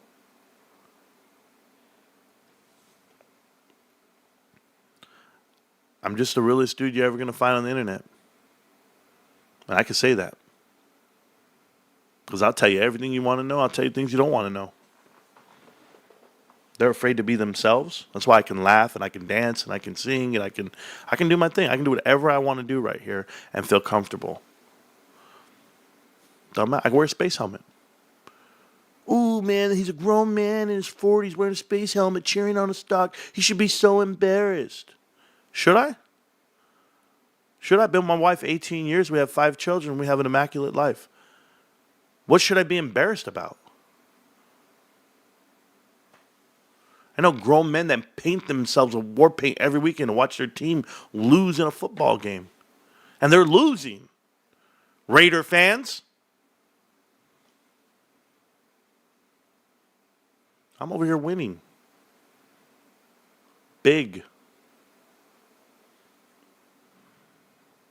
Go back to Marant's first videos on AMC, even before the run-up in 2021. Remember the scam artist loot? Yeah, I called it all out. AMC was always a scam. Correct. Adam Aaron paid Nicole Kidman for no stupid reason. There we go. These guys don't know how we did it. There's 10 free memberships for the channel. Thank you for supporting the channel the way you do. And that's Abe. That's my boy. Abe's been with me for 3.5 years, bros. Too easy. 51K per share. Okay. Aloha, 51 Colt. I'm back with the fam in the holidays. That's cool. Then you're going back TDY, man? Damn. Happy to catch up. I'm up 56% total. Yeah, you see, isn't that crazy?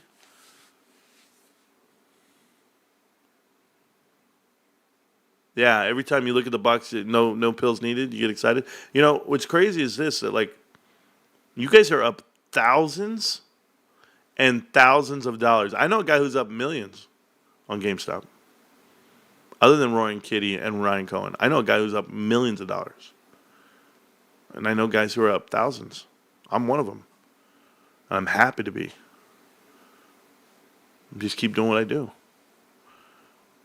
I don't remember this many haters in here. You must be doing something right. Oh, Frank, they're always around, man. See, there we go. AMC is a sleeping giant. Okay, you're blocked. You're gone forever. You'll never come back. A sleeping giant of what? They're down 90-something% already, and they diluted their float. I'm talking about the price is down. The value per share is down. But their float is down 4 billion shares. Are you forgetting that you're in an offer right now? He has an offer right now. He's selling shares right now for what? No one wants to buy them. No one's buying them at $4, a.k.a. 40 cents. You guys, man, you kids won't ever learn. Imagine being down 99% on the stock, and these are your thoughts. AMC's investors' money grift, y'all got played. Correct. I'm down 94% on AMC. Popcorn killed the play. You know it. Going to get my rare 1999 Pokemon cards graded at GameStop. Congratulations, man. You know how many people didn't know that you can get your cards graded? I tell people that like every day. I tell people every day. You know you can get your cards graded at GameStop. I'll keep saying it. I don't care. Guys, if you have baseball cards, football cards, Pokemon cards, Yu-Gi-Oh cards, Magic cards, I don't care what you have. If you have cards, because you know I do, and you have, Jaden Daniels rookie cards, check them out. Jaden Daniels, you want to get them graded, go down to GameStop and get them graded. We'll do it. I found out this card that came out of the pack, of the holiday pack the other day, was worth like $20-something. It was crazy. I was like, what the hell? Like, that card's worth that much money? It was like one of these blue ones, one of the blue parallel cards on the Topps holiday packs. But I got that Paul Skeens rookie card. I just need Paul Skeens to have like an immaculate, amazing career. Oh, it's Mason Wynn. Mason Wynn card was $20-something already on the blue parallel right here. Blue parallel on Topps. So it's his rookie card. I don't know. Maybe he has a great career, then we all get paid. It doesn't matter, bros. I'm giving all this shit away anyway. I don't know if you know me, but I give shit away. Like, I'm going to find some 49er fan, walk straight up to him, just go like this. Here's a Nick Bosa on the Galaxy. I'm going to give you a Galaxy card. I mean, these things are, like, amazing, right? But, like, who wants this crappy, Jaden Daniels rookie card? Look at this. I mean, who wants all this? Hey, Carter. The whole stack, brother. The whole stack. You think I'm lying, bro. You guys think I'm lying because I haven't gone to the post office. I'm just so busy with my job that I don't think people know how busy it is at the store, but I mean, it's crazy. Crazy, crazy times. But when I'm not so busy one day, like today, can I tell you what I did today? Can I tell you? Shoot.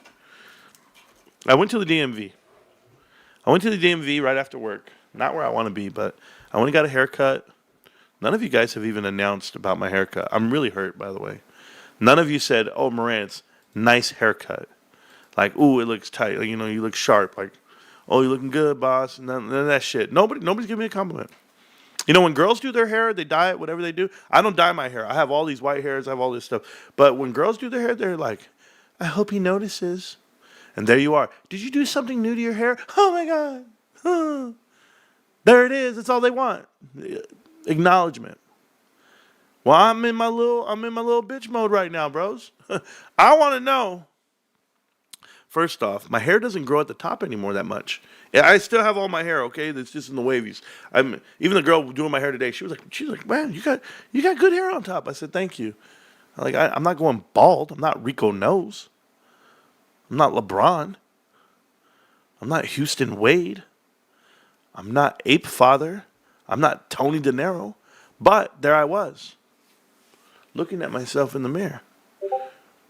Don't start sending the messages now. Don't you dare start saying, "Marantz, I love your haircut. Oh, you look so cute. Oh, I love it. You're showing. Oh, I love the little medium fade, high and tight going soon. I know you're gonna do it." No, don't start. Bunch of hair. Anyway, so I went and got the haircut. I go to Sports Clips. Anybody want to know why I don't go to a barber? I used to go to Super Clips. I don't care. I go to Sports Clips. I watch sports while I get my hair cut. And I just sit there and I fall asleep. Bro, I am snoring while they're cutting my hair. Swear to God, they slap me every time. "You okay?" I'm like, "Oh, I'm just tired." Bro, I'll be right there. I don't care. I have no shame. No shame. Fall asleep every time. The lady's like, "Are you?" I'm like, "Sorry. I just got off of work. I'm tired." Guys, you guys know I don't stop. I'm just like, man, okay. I come out of there rejuvenated, fresh.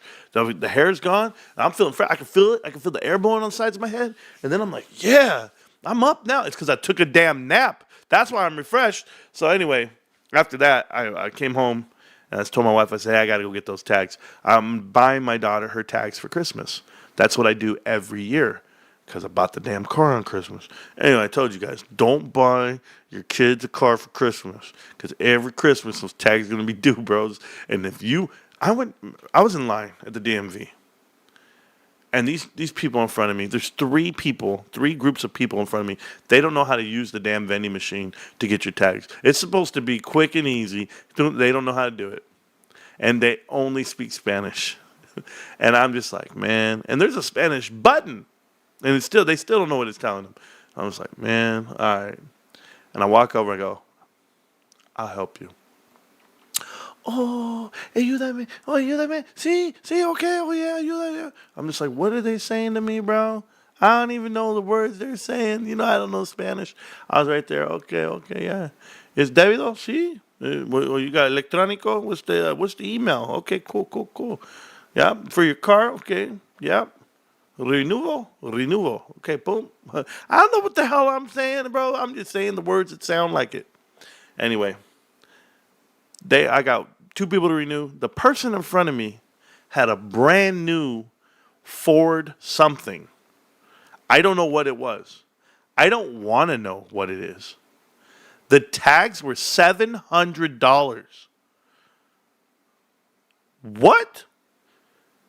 My wife wants a Bronco. She better go buy OJ's old Bronco. I'm not getting one of these new ones. This shit was $700 for tags.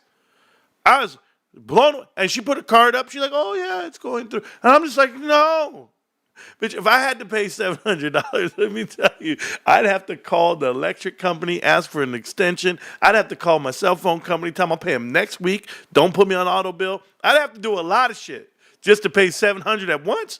Bro, you should see me, man. I start sweating. People tell me I owe money on stuff. They'll be like, "Yes, sir, excuse me. Oh, here's the total." If it's more than what I thought it was going to be, I start looking at my wife like, "Hey, hold on. Where's my phone? I hope it's charged, because I got to make calls, babe. I got to make some calls to get this money freed up." I swear to God, I'm not put that on my baby's life. And there I was just like, huh? How much are my daughter's tags? I punch in all the info.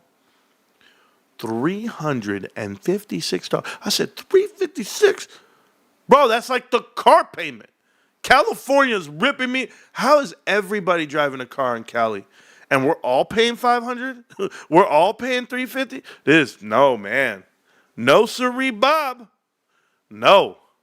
Next year, we might just have to teach our daughter a little bit about financial responsibilities. This might be the year, babe, that you know, might just get you a gift card to like Crumble for some big cookies. That's about, I paid the car payment too. Hey, the car payment and the tax. I'm broke. I got $10, bros. I bought $10 worth of share today. When I put the $10 in my brokerage account, I was like, man, I'm about to hit this right now. I bought the bottom too. I bought it at $32. I was like, yeah, $10. That's all I had, man. It was that real for me for a minute. Oh man, I don't care. Judge me. Only God can judge me. So say what you want. By the way, Discord's been open for about 30 minutes. No meltdowners? Oh, man. They must be off the clock. They must have not gotten renewed or re-upped on their payment. The meltdowners must have got fired. Y'all couldn't shut down Marantz Rantz? But we tried, boss. We followed him to work. We doxed him. We did it all, man. We dragged his ass through the mud the last 3 years. This son of a bitch is resilient. He wakes up every damn day like nothing happened. Boss, I'm telling you now. What are we going to do? What you going to do about? What are we going to do about it? I don't know. Call me. Call me on my cell phone. These dudes. Couldn't shut me down if you wanted to, bros. Couldn't turn me off if you had the switch. I'm about 27 cards. I'm dropping off at GameStop on Monday. Oh my God. I'm so excited about the cards. So excited. Oh, AMC was a scam. Yes. AMC, Ape, and Adam Aaron screwed me over. Oh, sounds terrible. Go back to Marantz's first video. I said, that's a pump and dump. You couldn't move it when it was at 801. You think you're moving it to 70? You think that's you, retail? Huh. I called it all, bros. I've been doing it for a long time. I got burned on NVIDIA, probably now Palantir, because I'm just doing good, so I'm gonna chop soon. Joan, you need to stop. You need to stop chasing things. Here's the thing, okay? Because something is popping, it's going to be all over the news. It's going to be in front of you. That's not what you want to do. You want to pick something. Don't go picking companies you can't explain. You can't explain it to your partners and your friends within 10 seconds. Like, if you can't tell me what that company does in detail in a minute, don't buy it. Because it's probably not your sector. It's probably not, what you do. I'm just letting you know. But then go study the company, study the board of directors, study the outcomes, study the trends, and study where they're headed. And see if they're making decisions that you would want to make. Read more than just 10Qs and 10Ks. Read the proxy statements. Read the prospectus of the company. What are their guidelines? What are their bylaws? What do they really have? What are they eligible of doing? Right? Can they dilute the float even more? Can they give out preferred shares versus, commons? Are they warranted out right now just based off of growth at the beginning? Like, you have to think about all of these things before you ever invest. Like, truly, truly sit down and invest. And I know people say, oh, but you got to buy the stock. You got to go. We don't have time to wait. And you don't have time. Okay. How do you buy a house? Do you just buy the house? Or do you go look at it? And then do you hire someone to tell you that, the value of it? Do you get it inspected for termites? Do you go price out insurance? Do you figure out escrow and closing cost and down payment and loan options and interest rates? Do you then go look at school and shops and walking distance and crime rates? Look at HOAs. Like, what do you look at? You look at infrastructure. What's the layout? Does this house make sense to me? Does it flow right? I have a huge home with an open floor plan because we house parties. My wife and I are the party couple for our whole lives. We've always wanted people over, and we always knew we were going to have that. It's what was inviting. We want a backyard where we can throw a football or put in a pool when it's time. These are things you're weighing in, right, to buy a house. How about to buy a car? What are you looking at? How many cup holders? How many airbags? What's the miles per gallon? What's the safety rating? What's the color? What's the make, shape, and model? What's the rebate right now when I buy it? What's the residual, right? What's it going to keep? Is there any value it keeps when on resale? Should I lease? Should I buy? What is warranties? When I turn it in and I trade it and it's upside down, I can sell back the warranty at full value. So I should know this. Sell back warranties. This way, when cars are upside down, you can't go upside down. You can't take negative equity into a lease. So if you're negative equity on a car, go to a lease. The dealership has to eat up that equity, not you, because you're leasing, you're not buying. But I want to own something, Marantz. Okay, you want to own it? Then own it. If you don't, go ahead and rent it out. Now you don't have to worry about maintenance programs. You don't have to worry about a lot of things. Oh, miles? Well, write those off when it's time. That's the F&I side of it. Oh, wow. Like, what's the maintenance on the car? What are the recalls on the car? Are you doing all this due diligence on cars and houses because you're going to spend money on them, but you won't do the due diligence on the investments you make with the money, flat out cash. You ask a blind date more questions than you do the next investment you're about to make. And that girl's just going to get $20 on hot dogs and chili cheese fries because we're only going to Wiener Schnitzel. You go on a blind date with me. Let me tell you about my first, man. You ain't getting it. We're going to Ruth Chris. The shit we are? Is there somebody you know named Ruth Chris making a homemade meal? Because we're not going to that restaurant, I'll tell you that right now. We're going to Mastro's. What the hell is that? We're going to Benihana. You better know a dude named Benny. No. I'm just telling you, Stillman, you have to do more homework. You have to. Respect your money. Do more. There are people told me, go do this, go do that, go do this. Like they told me a whole bunch of stuff. Go invest in this, go invest. And I'm just like, I ain't doing that. Nah, I'm good. I read a book or three. Right? I read every book Peter Lynch has ever wrote. Read them all. And I was like, man, we did that right. We did this right. We did that right. We did this right. Okay. They're going to scare you out of this market.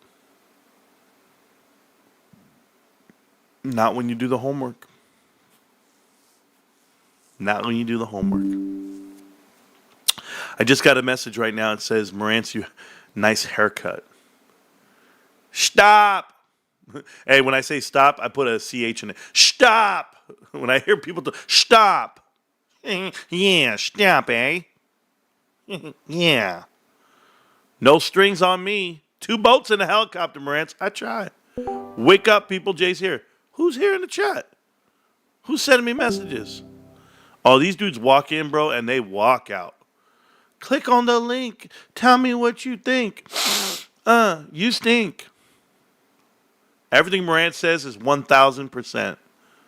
Hey, Abe. It's wild, huh, bro? Wow. Interviewing cats in the day, just talking to them, CEOs, chairman of the board.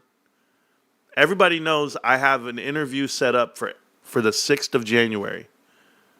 11 days from now, I have an interview with the Drexel Burnham Lambert alumni. I got him. We're locked in. If he doesn't show up, that's one thing. But I'm ready. I already got the okay email. I hit up I've talked to his people. He's talked to me. This is it. We're ready. I want to ask all the real questions. He has no idea what I'm going to ask him. None. How'd I do this? I don't know. I'm ready. He doesn't show up. He doesn't show up. I don't lose any sleep. I already talked to Bill Pulte. I already talked to the Twitter philanthropist. I already have, what's this guy's name? What's the guy that I don't care about? Andrew, what's his name? Andrew somebody, some famous guy. I don't know his name. He follows me on Twitter. Got like 10 million followers. He belittles women. Can't remember his name. Top G. Andrew Tate. Andrew Tate. Want to do it? No, I don't want to do the interview. No, I don't want to do an interview with you. Talking all that shit about women. Have some respect for him, bro. I hate dudes who just feel like they're bigger than women. Like, that's not fair. That's not cool. They're there to nurture and bring in life to this world. You better protect them instead of trying to project on them. It's gross. Don't ever let Andrew Tate say he wants to do an interview with me about GameStop because he only talks about it when it's hot. So Andrew Tate, hi. You follow me on Twitter. Don't. Lose my number, bro. Lose the email. Don't want any correspondence. I don't care if you wrote me in the past. I don't care. I wrote you. I don't care. I don't care. You're a man just like me, right? You put your pants on. Does it make you guys manly to smoke cigars? Every clip and every video is like smoking the screen. It's like, oh, I'm out here getting like that's manly. That's not manly. It's ignorance. It's tar in the lungs. It's bad for your health, Mr. I work out all day. Exploiting women, allegedly, to pay for your lavish lifestyle. Okay. You have to answer to it, not me. AMC scammed the retail investors. Yes. They're at $4. It's gross. They're just jealous of you, Marantz. They all wish they could enjoy the life like you. Yeah, their life like you. Yeah, you know. YouTube has become full of scammers. Yeah, man, tell me about it. It's terrible. You know what's the best part about it, your neighbor's dog? I go out and I do these video shoots on the street with all these people, and I do these giveaways, and I give back to all the kids and the families, and we put thousands of dollars and a lot of hours and a lot of energy and time into this. I mean, my family plans out the weekends around these events, and I'm always trying to do the right thing. I'm always trying to give out the most I can and talk to whoever I can, and it's just a different vibe. And I have this idea for a meet and greet coming up, something I want to do, and I don't know how I'm going to do it, but I'm going to do it. I want to go to Big Bear. I want to go to the snow, and I want to go do a giveaway in the snow. So I have to travel. I have to pack. I have to get all of the giveaways and package it all up. And I have cards I'm going to be giving away in the snow. I have some gift cards. You know, some of you guys that won the gift cards the other night, you guys actually donated them to the channel. So I go, okay, I'll just give them away to the kids while I'm out there. And, finding kids to give things away to. And it's a good thing. It's a good problem to have. But it's promoting GameStop and triggering kids' interest into shopping there again. And I have to travel. I have to do all this stuff, man. And you know what? My wife always tells me, she goes, you do so much work, and then you put added pressure on yourself to perform and do more work. She's like, but you always do well. And I was like, thank you, hon. Like, it means a lot to me. But I couldn't do well without her. Nope. It keeps me upright. Keeps me fed. Guys, I didn't buy a single Christmas gift. We had 55 people over to my house. 50 people, whatever it was. Yesterday. Everyone got a gift. My wife makes it happen. She's out there shopping year round. And guys, it's not what you think. They're not like expensive gifts. She bought a little backpack and put like nails and hair ties in it and all this stuff for one of the girls. And then she did 7 backpacks for the 7 little girls. So when all the girls come over, because they're all there, all these little girls, right? They're all the same ages. They all have a backpack, different backpacks. The theme is all the same. And I'm just looking at her like, who thinks this shit up? She's like, oh, well, I found them and they were on sale. They were on clearance, blah, blah, blah. I did this, about that. I'm just like looking at her. I'm like, who are you? Who are you? She's different, bro. And I couldn't do it. I don't buy decorations. I don't do anything. I just go to work and come home and boom. I'm just that. I'm a damn caveman. I do this too, but it's different. And that's every holiday my wife comes through and does more than I could ever imagine.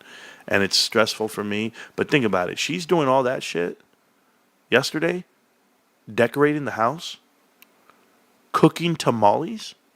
She had 2 big-ass cookers of tamales. We're talking like 5 dozen, I don't even know how many, making all these tamales. She does them all. She does everything herself. Homemade salsa, the meat, everything. She's cooking, cleaning, getting dressed, greeting people, opening gifts, wrapping gifts. It's crazy work. She was up till 6 a.m. from Christmas Eve all the way to Christmas. She slept 3 hours and kept it going. She slept all day today. I didn't even bother her at all. Just let her know when I was home, when I'm not. She slept all day like a rock. She deserves it. So shout out to Lil Mama. She got to do that shit again for New Year's because I'm busy. No, but really, guys, these guys will never figure it out. I'm telling you, your neighbor's dog. I'm telling you all this for a reason because there's dudes out here who make videos on YouTube all with the idea of they want to become famous and catch a grift and sell you something and make money off of that. I'll say nothing. Oh, I give you all the info, free. It's yours, but you're not paying for something that you can't get for free. So that's the life, man. We're just out here to have a good time and watch GameStop go up together. And one day someone's gonna watch the channel, and someone's gonna say, "How the hell did this guy know 4 years ago that GameStop was gonna make a transition and a pivot, and the turnaround was happening?" It wasn't just because Roaring Kitty said it. I believe in this company. I think they can still do this. No, I'm telling you day to day how you do it. Because it's what I do day to day. It's called culture. You have to eat, sleep, and breathe retail. You have to have the culture. You know, actually, my best video that I did all year so far was one that I posted on TikTok. It wasn't even on YouTube. I posted on Facebook and TikTok for my coworkers. And I thanked them for being Santa's little elves. I said, I just want to thank you all right now for being the elves and Santa, all the above. Whether you work for UPS, Amazon, you work for any logistics company, you're delivering freight, you work for FedEx and UPS. I said all of it, United States Postal Service. And if you work at the ports, and you're the reason why products show up on time. Why people can claim this day is so amazing. You have all these disgruntled people shopping and they're all demanding and they all want this now. They lose sight of what it really is, of what it takes to put on Christmas. It takes a nation. And I'm so proud to be part of that. But I also want to say thank you because there might be people out there that don't get thanked or that don't have managers who thank them enough. And they're not showing their appreciation. So that's the best I got. I couldn't buy everyone gifts this year. Like I said, I'm a little tight. So, but when I got it, you got it. That's the way it is. When you have a brother or a sister and you guys are tight, like your best friend, anybody, and you guys go out, if you got it, you got it. That's it. You got the money today? All right, well, we'll pay for it today. We're going to come up. Might not have it all the time. You might have it next time. It just doesn't matter. We're not keeping tallies here. So when I come through with the info and the due diligence and the video and everything, we're not keeping track here. But I promise you, if you got it, you got it. Trove? You guys see Trove? You guys see Jay? This channel doesn't get made every day without Trove and Jay. Jay gives me so much info, and Trove does all the artwork, all the branding, everything you guys see. Jay invents Trove invents all of it. And he passes me he might pass me 40 different things. And I pick and choose what I want to use. But he just does that out the kindness of his heart, man. He's doing what he can for the movement. So you ask yourself, what can you do? Well, I got crazy people here, man. I got guys who are rolling with me from day one, like Abe, like Donko, Donko and not Tonko, not to be confused with Tonko. But, you guys see, he goes, Marantz BC. Have you ever seen Marantz BC rants? These are guys who deserve all the credit in the world and all the recognition for what we do. And, there's Sharon, Kyoto. There's all the monitors. There's everybody, guys. That's why I give all you guys all the gloss every time I see you. People out here making YouTube channels. Carter Corner Pocket. Be More, Better Invest. Dynamite. Like everybody, man. Everybody. So I love you guys so much. And I'm so happy you guys are watching. And you guys are doing your thing. Adam Aaron said checkmate 2 years ago. He also said, these guys trying to promote other shit here. Watch this. We'll put that user in a timeout for a day. Hey, we don't promote stocks here or other investments. That's not what we do. So like when you're over here putting Lunar is in an offering and it's going to hit a new high today. Nobody cares. I'll say what goes out here. Hey, Marantz, what's the rarest cards you got? I gave them away, Jose. I give away cards every month. I had Wemby rookie cards. I had Caitlin Clark rookie card. I had 2 Caitlin Clark rookie cards that I gave away already. Kobe Bryant rookie card. I gave away both of them. I gave one to my mom, and I gave one to my brother-in-law just for Christmas. But, it doesn't matter. I give away everything. I don't need them. I don't need them at all. Like, all these cards in here, they're all giveaway cards. They're all going to go somewhere. Like, I don't need any of this crap. I just have them. But all my Cowboy cards go to my nephew. He loves Cowboys. So, but, like, look at this. I got Ellie De La Cruz, Jaden Daniels, Will Anderson on the hollow, Jackson Holiday, Jackson Churro on the black, Paul Skeens rookie card there, Jackson Holiday on Special Forces. Like, I got Ellie De La Cruz on the red parallel here and Paul Skeens on the red parallel. Like, come on, man. Like, that's just in one random handful. We got, who is this? Mr. Vines? This David Vines on the pink parallel? Come on, man. Like, I just grabbed stuff. It doesn't matter. I don't even know who these other guys are. Like Will Shipley, rookie card. This big-ass lineman on some parallel, I don't know, on Mosaic. Troy Fato, whatever, on the green Mosaic. Like, I don't know who they are. But I got them all. I got all this stuff, guys. You give them all away. I got the NFL debut of Xavier Worthy on rookie card right here. I got all the holiday rookies. I got everybody you need, man. I don't care. I got boxes. and boxes. You guys think the boxes above me are empty? Look at this. Mosaic right here. Mosaic. Open it up. All in the sleeves too, okay? All in the sleeves. And it's just filled. And it's just guy after Chad Ochocinco on the parallels. Every football card you can do. Kaboom. And Jared Goff. Is that Jared Goff? I got more. Buda Baker. Fred Warner. Donald Drover. Look at this. Just Chris Jones. Nick Bosa on the side. I got Zach Gillian on the blue refractor. Andreas Jimenez on refractor. I got all this stuff. Like, I didn't even know that I gave away. I forgot that I gave away that card. I had a card. It was a really rare card. It's like worth $50. It was the Aaron Judge Paw Patrol card. I gave that away to somebody on one of the meet and greets. I was like, man, I thought I was going to go get that graded. Because I was looking for it the other day. I was like, where's that card I want to get graded? And I gave it away. Okay, so somebody probably doesn't even know the value of it. Those kids that I give cards to, they don't know the values. But I don't care. I'll tell you what I care about. I care about the one that does know. The one that we actually go, you know what? Oh, he knows. Oh, man, you know what? You got that one guy. That's it. So look at this. We'll go up here to this box. This box is full, too. Go in here. Full. Rim to rim. Just full cards.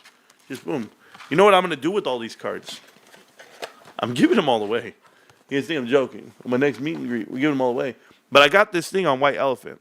You guys know about White Elephant. You exchange gifts and stuff on this stuff and enjoy the show. But check this out. So this is the gift that I got on White Elephant. I got this gift. It was a change of clothes for Elf on the Shelf. It was an empty shoebox. And everybody was laughing at me. Ha, ha, ha, they got Marantz with the gag gift. Remember, I was the last one to pick. I had the last pick of the whole building. So I picked this box. And I had no idea that it was a gag gift. But the joke's on them. I wanted this box because I want to put my cards in a shoebox. That's all I wanted. So I figured it out. Who cares, man? I'm winning. Marantz, sell me those crayons. What crayons? Are you talking about the thing? I'm like, what crayons? Over here, man. I got my Switch. Do you see this controller I bought for my son? I bought this controller here. This is the PlayStation Pro controller, whatever it is. And that controller there is $200 at GameStop. But then I also got the warranty. I had the warranty. That's what I was happy about. I bought all this at GameStop. I buy everything at GameStop. But I got PS5 from GameStop. I got everything, mans. I do everything, mans. All right. Let me go ahead and keep reading the chat, and we'll go from there. Appreciate you guys so much. Jaden Daniels rookie still don't trade as high as Caleb Williams. Get out of here, bro. Nobody cares. Hey, Morant, there you go. Please drop random tickers in the live stream. Please don't drop random tickers. Do that in the Discord. Sure. Abe been busy, but he's always been listening in. Yep. Morant's nice haircut. Burton. Oh, Morant's nice haircut. A.K. Akomo says, looking good, bro. You guys are too much. Marantz needs to catch up. I have an afro. I have too much hair. Oh, man. So were you guys saying nice haircut before I said it? Before I talk crap to you guys about it? Is that what you guys are telling me? My bad. The cat good at what he does best, I must say. Thank you. Insider is the best, yes. Do you post your dog, Amber, and pets in Discord? I don't know if they do. We do occasionally. I posted a picture of Binks this weekend. Give Tito a pat for us, man. We love Tito. Yeah, hey, Tito was getting all the love. Somebody tried to take him home yesterday. Somebody came over to the house and said, I like this dog. We'll take him. I said, sorry, guys. He's mine. As much as I hate Tito at times, bro, he's not there. Have a good night, Amber. Appreciate you. Marantz, did you ever check out Coupon Site? I did not. Okay, here we go. Now, there we go. Z-Total, what's up, bro? Yo, Marantz, thanks for the gift card for Xmas and the giveaway. 3-hour live streaming. You still sent it to me the same day. Appreciate it. Z-Tool, you're welcome, bro. I did get through all of the gift cards, sending everything through, and you're absolutely welcome. Coupang stock. I'll check it out. And who was asking? Burton was asking. Burton. A.K.A. Bagbees? Or no, which one are you under? You're under the electronic boutique, right? Your electronic boutique. I just got to remember your name in Discord. You guys been holding GameStop stock for like 20 years, bros. Yeah. April, wash sale taxes will come for you. LOL. Thank you, Jay. Somebody will tell them. They're lying though. They didn't really do it. They really didn't sell and buy back in, sell and buy back. They just don't know. Just leave them alone. Like when kids start talking in the chat, I just go, I'm surrounded by them, bros. Surrounded by them. My niece goes to UC Riverside. She's a sophomore, second-year student. And she has a boyfriend that's a day trader. And he literally comes over for Christmas and he tells me, oh, man, I did this, I did that. And I'm just listening, right? And I was like, oh, yeah, so how much did you lose? You know me, I'm crazy. No, I made $2,000. I did this. I said, oh. I go, so what'd you do with the $2,000? Oh, yeah, no. We paid this, we went here, we went to university. Like, hold on. So you actually spent the money? So you lost the money? Oh, you don't understand. You don't understand what this world is really about. This world is about playing Hungry Hungry Hippo. It's about getting your golden goose. It's about making your nest bigger and bigger and bigger. To do what? Travel? Spend money, buy Louis bags? Go to sporting events and done? No. To give it to your children so they can buy infrastructure and houses like you need to. Like you did for you and yours. You know, I think about my parents, like my mother. My grandparents had 2 homes where we live. They worked their whole lives, and they represented those 2. And I was mad at my aunts and uncles and my parents because they sold the homes. They sold them for cash. And I said, why do you guys sell them? Why don't we just keep owning things?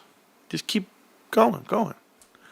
You don't need the money. What the hell? You know what? That money's gone. 1 year later, the money's gone. $700,000 gone. I'm serious. What did they buy? Somebody bought a toilet. Somebody went to Europe. Somebody bought a car. Everybody went to casino. Nah, dudes. People don't get me. It's cool. I live for my children. I don't live for me. They can't write off all your losses either. Have fun. Yep.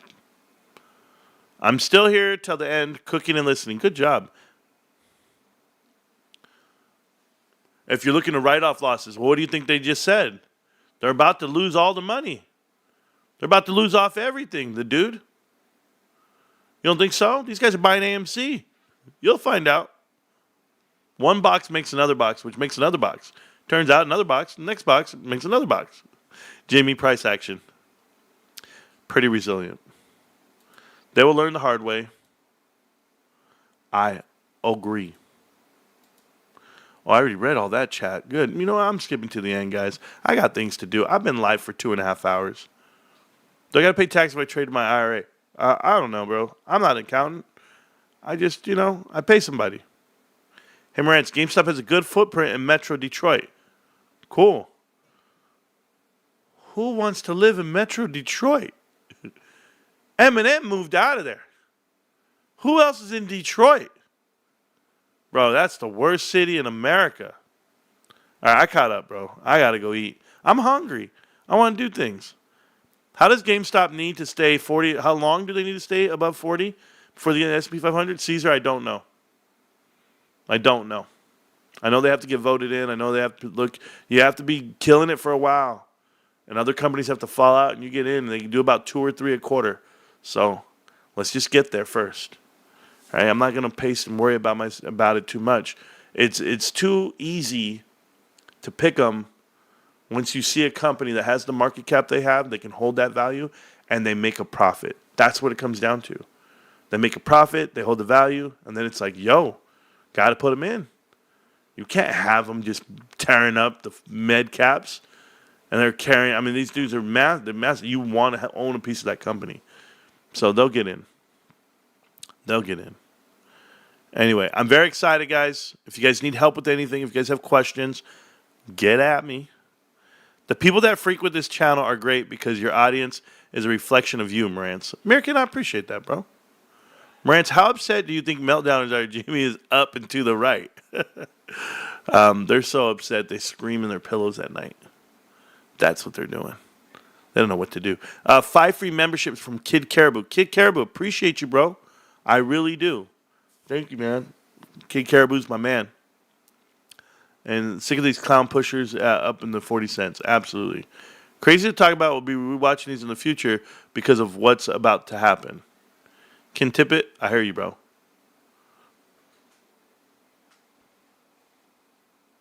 I got one. I got to send one to Canada.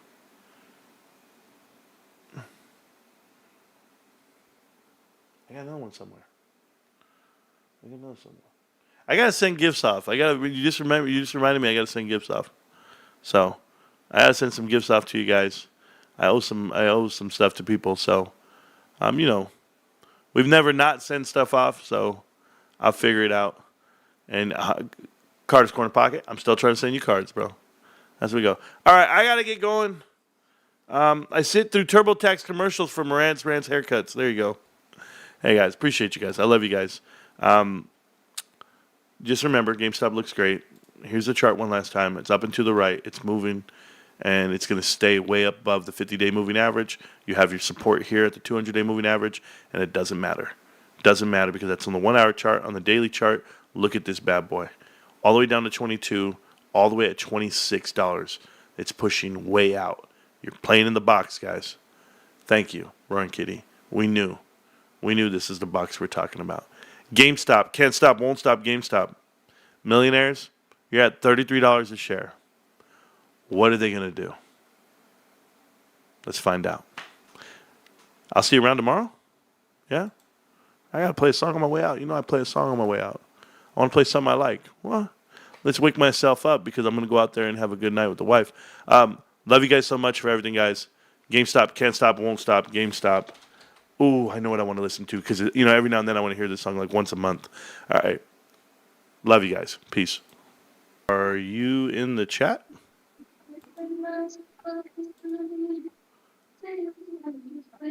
Loco. Hi. I'm speaking to you. Oh, I can hear you now. What's up? How you doing? In the chat. Yeah, mute the show and then we can talk.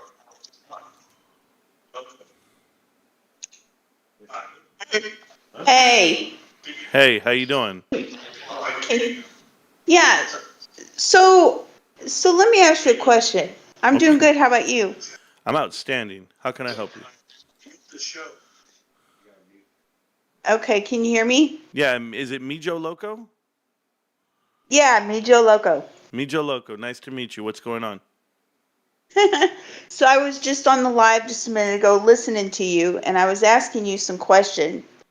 Okay. So with I got a serious question. So we just started investing, and I'll be honest with you, we got in on XRP because of the big spiel with XRP. I don't know what you're talking about, but that's fine. Well, it's crypto.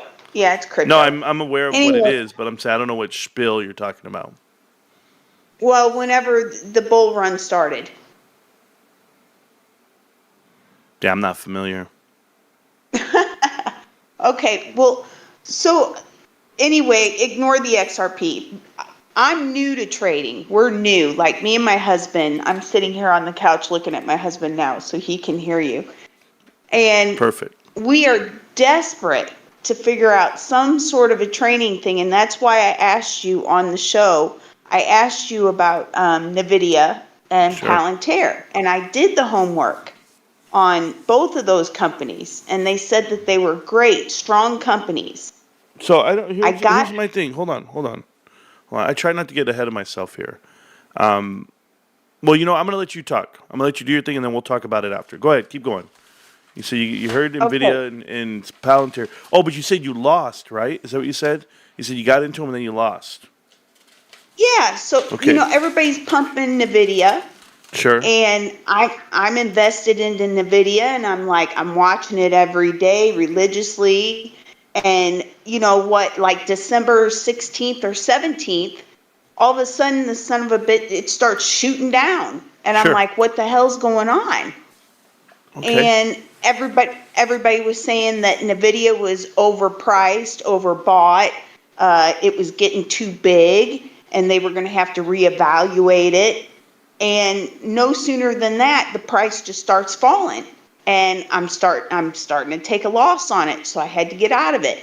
Then this morning, I'm on Palantir, and they're saying Palantir is overpriced. It's overbought.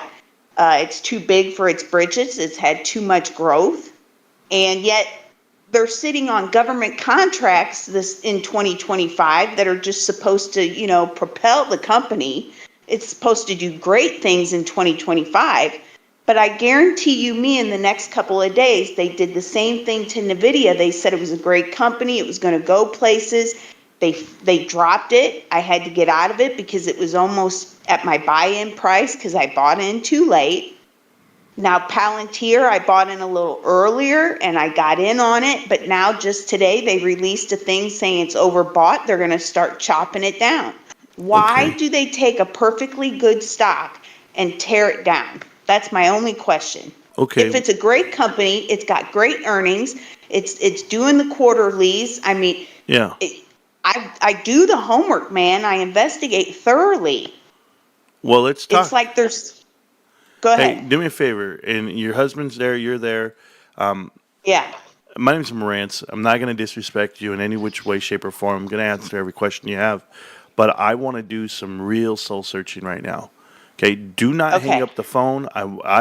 If you care about your finances, I want you to dial in right now on this phone call. Okay? Okay. All right. First, I have so many questions. The first question is, what's your risk tolerance? And what that means is, how much of this money are you willing to lose? Well, I mean, when you say what's my risk tolerance, I would tell you that I only put out there what I know I can afford to lose. But that's confusing because you're selling because the price is going down.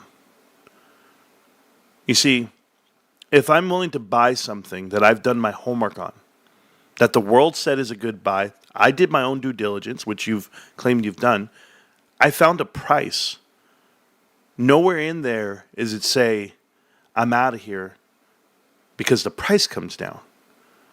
The thing about the stock market, you don't have to have the brains. You don't need conviction. You don't need brains. You need the stomach. They can scare you out of position, sure, but you're buying things 1 month and selling it the next. You're not prepared. Risk tolerance should be, I'm going to put in this much amount of money. It doesn't matter. The number doesn't matter. What matters is your time horizon. What do you expect to get out of this investment and your timeline for it? If your timeline was 1 month to strike it, hit it, and pocket, then guess what? You didn't do it right and you lost, right? Whatever. But if you're telling me you're investing money for an outcome, you have to let it play out. You want to talk about Palantir? You want to talk about NVIDIA? We can talk about it in a different light. You don't think NVIDIA is worth the $140 that it costs a share? Then don't buy it. But if it goes down to 130, you should be buying more, not selling what you just bought. Because you bought at 140, you shouldn't be selling at 130. You should be buying more because you believe it's worth just that much. Or you weren't convinced at all. Do you know I hear why? ya. Do you know why? No, you don't need, but you got it. We're talking philosophy right now, okay? But now we're going to talk about the dynamics. Do you know why NVIDIA is down per share today? Fuck, I wish I knew. Yeah. How many shares has the CEO sold? Oh, a shit ton. Okay, when your insiders are selling shares, taking profits at the very top, you should too. If your insiders were standing Okay. pat and not selling shares, that means they understand the value of the company and where it's headed.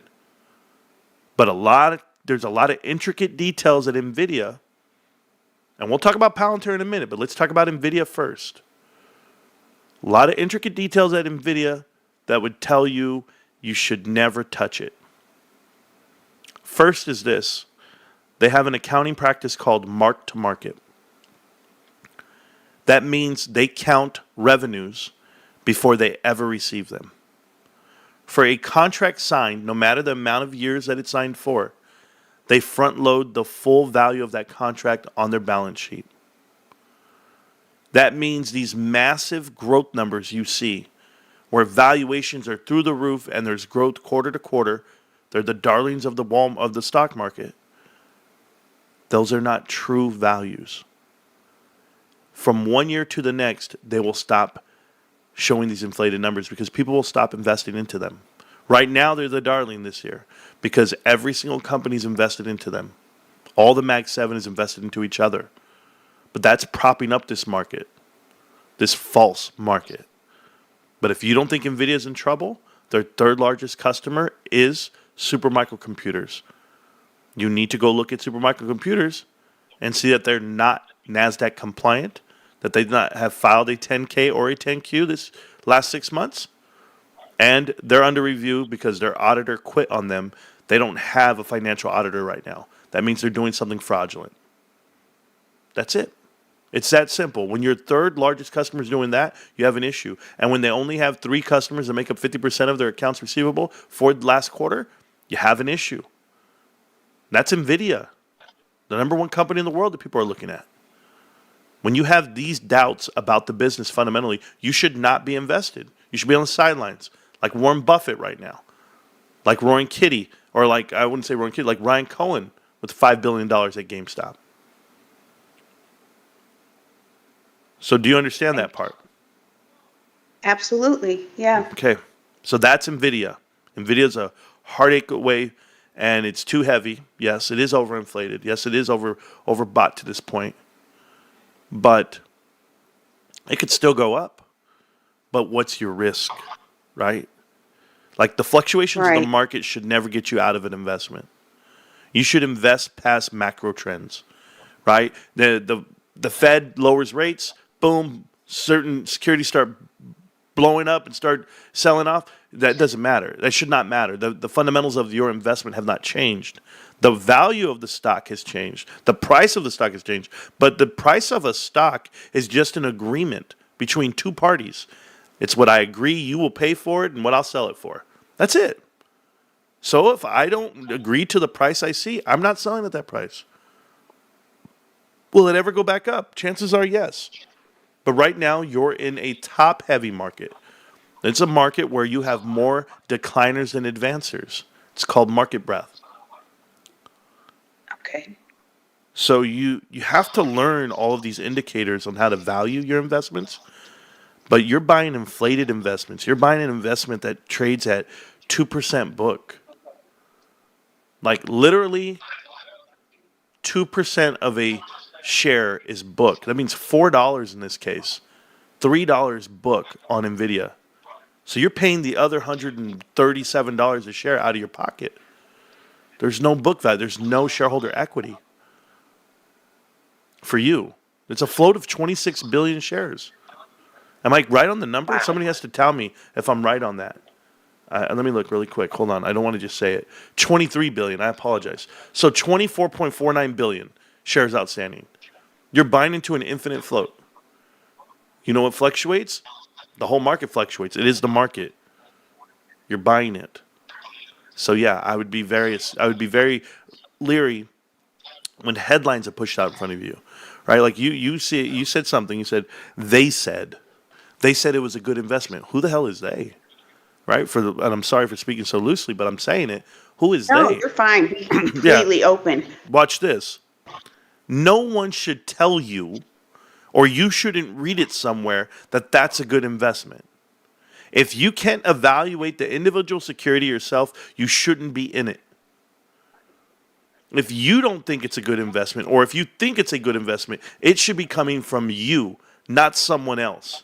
I don't need Wedbush. I don't need Zacks. I don't need MSNBC. I don't need Jim Cramer. I don't need anyone to tell me if something's a good investment. I evaluate it myself.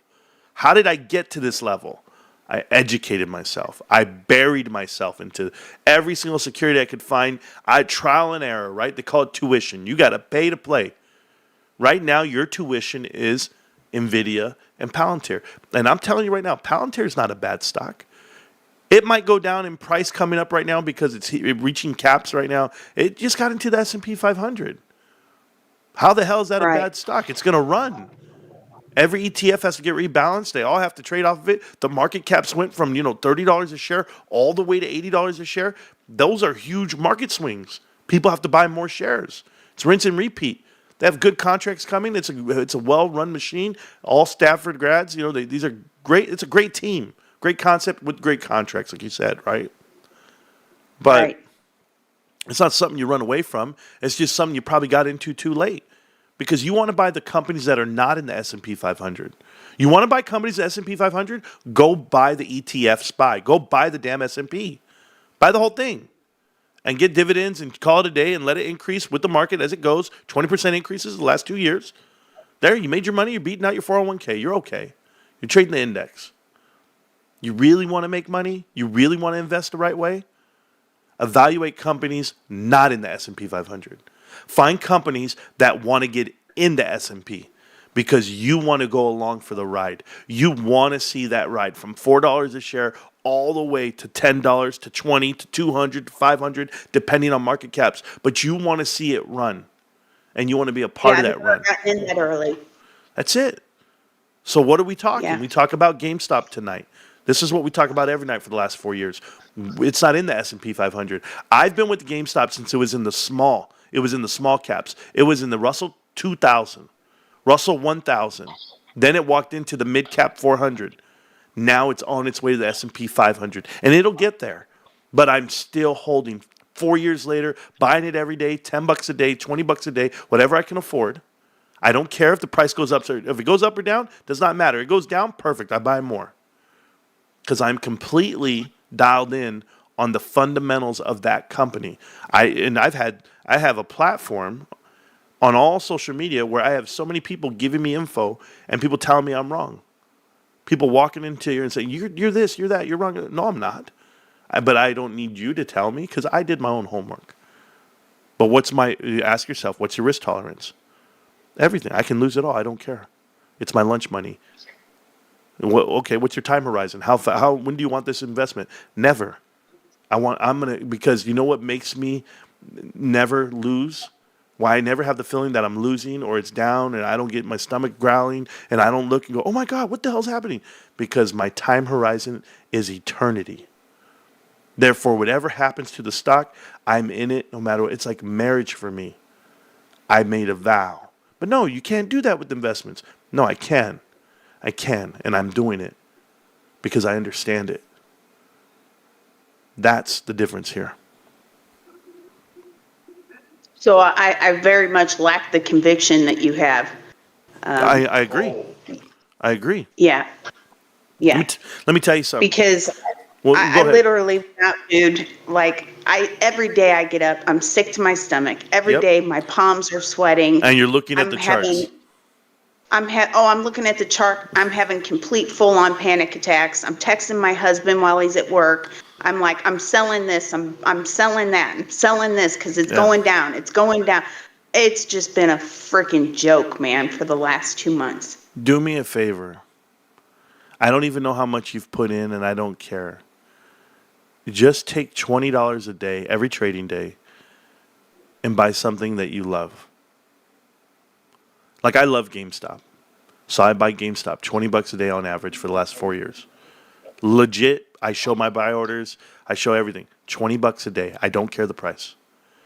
Can you imagine? I don't even look at the ticker. Because it doesn't matter. What it does throughout the day does not matter to me. What matters to me is how the leadership is run, right? The board of directors, the chairman, what are they doing at the store level? Like I go shopping there. I go, you want to tell me about Nvidia? Good, then tell me about the CEO and how he's already sold over $1 billion worth of shares this year. How the hell could you invest into something he's selling off on? I can't. It's not like he took profits because he wants to make a salary. No, he's taking profits because he knows it's overvalued. He knows the house of cards he's in. That's the difference. My husband just was like, hell yeah, like thumbs up, like he's with you. Yeah, he should be. Yeah. He should be. I got something else for you, okay? I want to have this conversation because I can't tell you how to invest. I don't give out financial advice. I just give out a lot of education so that you can make the best decisions you're going to make. You started this with XRP. And you said, remember the bull market and all this? And I always tell you, like, I don't know what you're talking about. And you know, and it's not that I'm being coy with you. It's, I don't pay attention to crypto at all. There is no application for the cryptocurrencies that they're trying to sell you guys. You're so far behind that you're better off throwing money at the lottery or in a vending machine or a casino slot machine than you are throwing it over there. Because for every one person that says they made money, I'm going to show you 1 million people that lost. Yeah. I've been doing this for so long. I'll be honest with you. We just got lucky. On the XRP thing, we just got lucky. Sure. I got lucky on Doge. I got lucky on Doge, and so did Almo. So a lot of us did. I was there with Doge when it was at fractions of a penny and ran all the way up to 9. And I was like, oh, and then it went to 74. Fractions of a penny all the way to 74 cents. Amazing run. Amazing run. But I tell you, I know some people that took a bath. So you got to be careful on what you're doing. But I wish you guys the best of luck. Educate yourself. This show right here, we're live every night If you have any questions, you can always dial it in. You're here in the Discord right now. The Discord's completely free. It always will be. I have over 4,000 videos online, whether it be TikTok and YouTube, and you might just find out some truth out here in this market. But Oh, I'm going to check them all out. we buy GameStop. I'm telling you right now, and I say we because I was doing the math for the channel here, and we probably own, I know we definitely own well over $25 million worth of GameStop shares. All the viewers. There's more than, it has to be more than that. But I mean, this is the home to almost 13,000 on YouTube and another 17,000 on TikTok. GameStop investors. So we're killing it. Okay. We own 51 Well, we're going to shares. stay tuned in, man, because just tonight alone, I mean, you are the first person in 2.5 months that has actually taken the time out to even have a discussion with me. So hats off. I appreciate it so much. Anytime. I don't mind. No question is a dumb question. We've all been there. And I'm telling you right now, if you guys have questions or you guys have ideas or you heard something and you might want to, I'll show you how I dissect, how I break down, and what I look for in companies. So if you have something, I'll be glad to help you guys. But I'm telling you now, if you're not buying GameStop, I don't know what you're buying. That's my opinion. Okay, duly noted. Enjoy it. Enjoy the run. Enjoy your life. And I'll be around. It's GameStop. Can't stop and won't stop. GameStop. I'm back to playing music again, millionaires. Thank you guys so much. You guys have a good night. Appreciate you, miss. Thanks, Marantz. You too. You too. Thank you so much. Absolutely. You're welcome. I'll see you guys soon. All right. Have Yes, a good ma'am. night. Thanks. Bye-bye. Likewise. Good night. Bye-bye.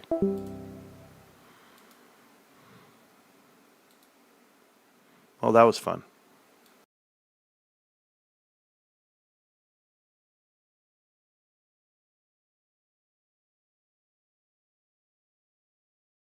I'm not tired. I'm emotional. It really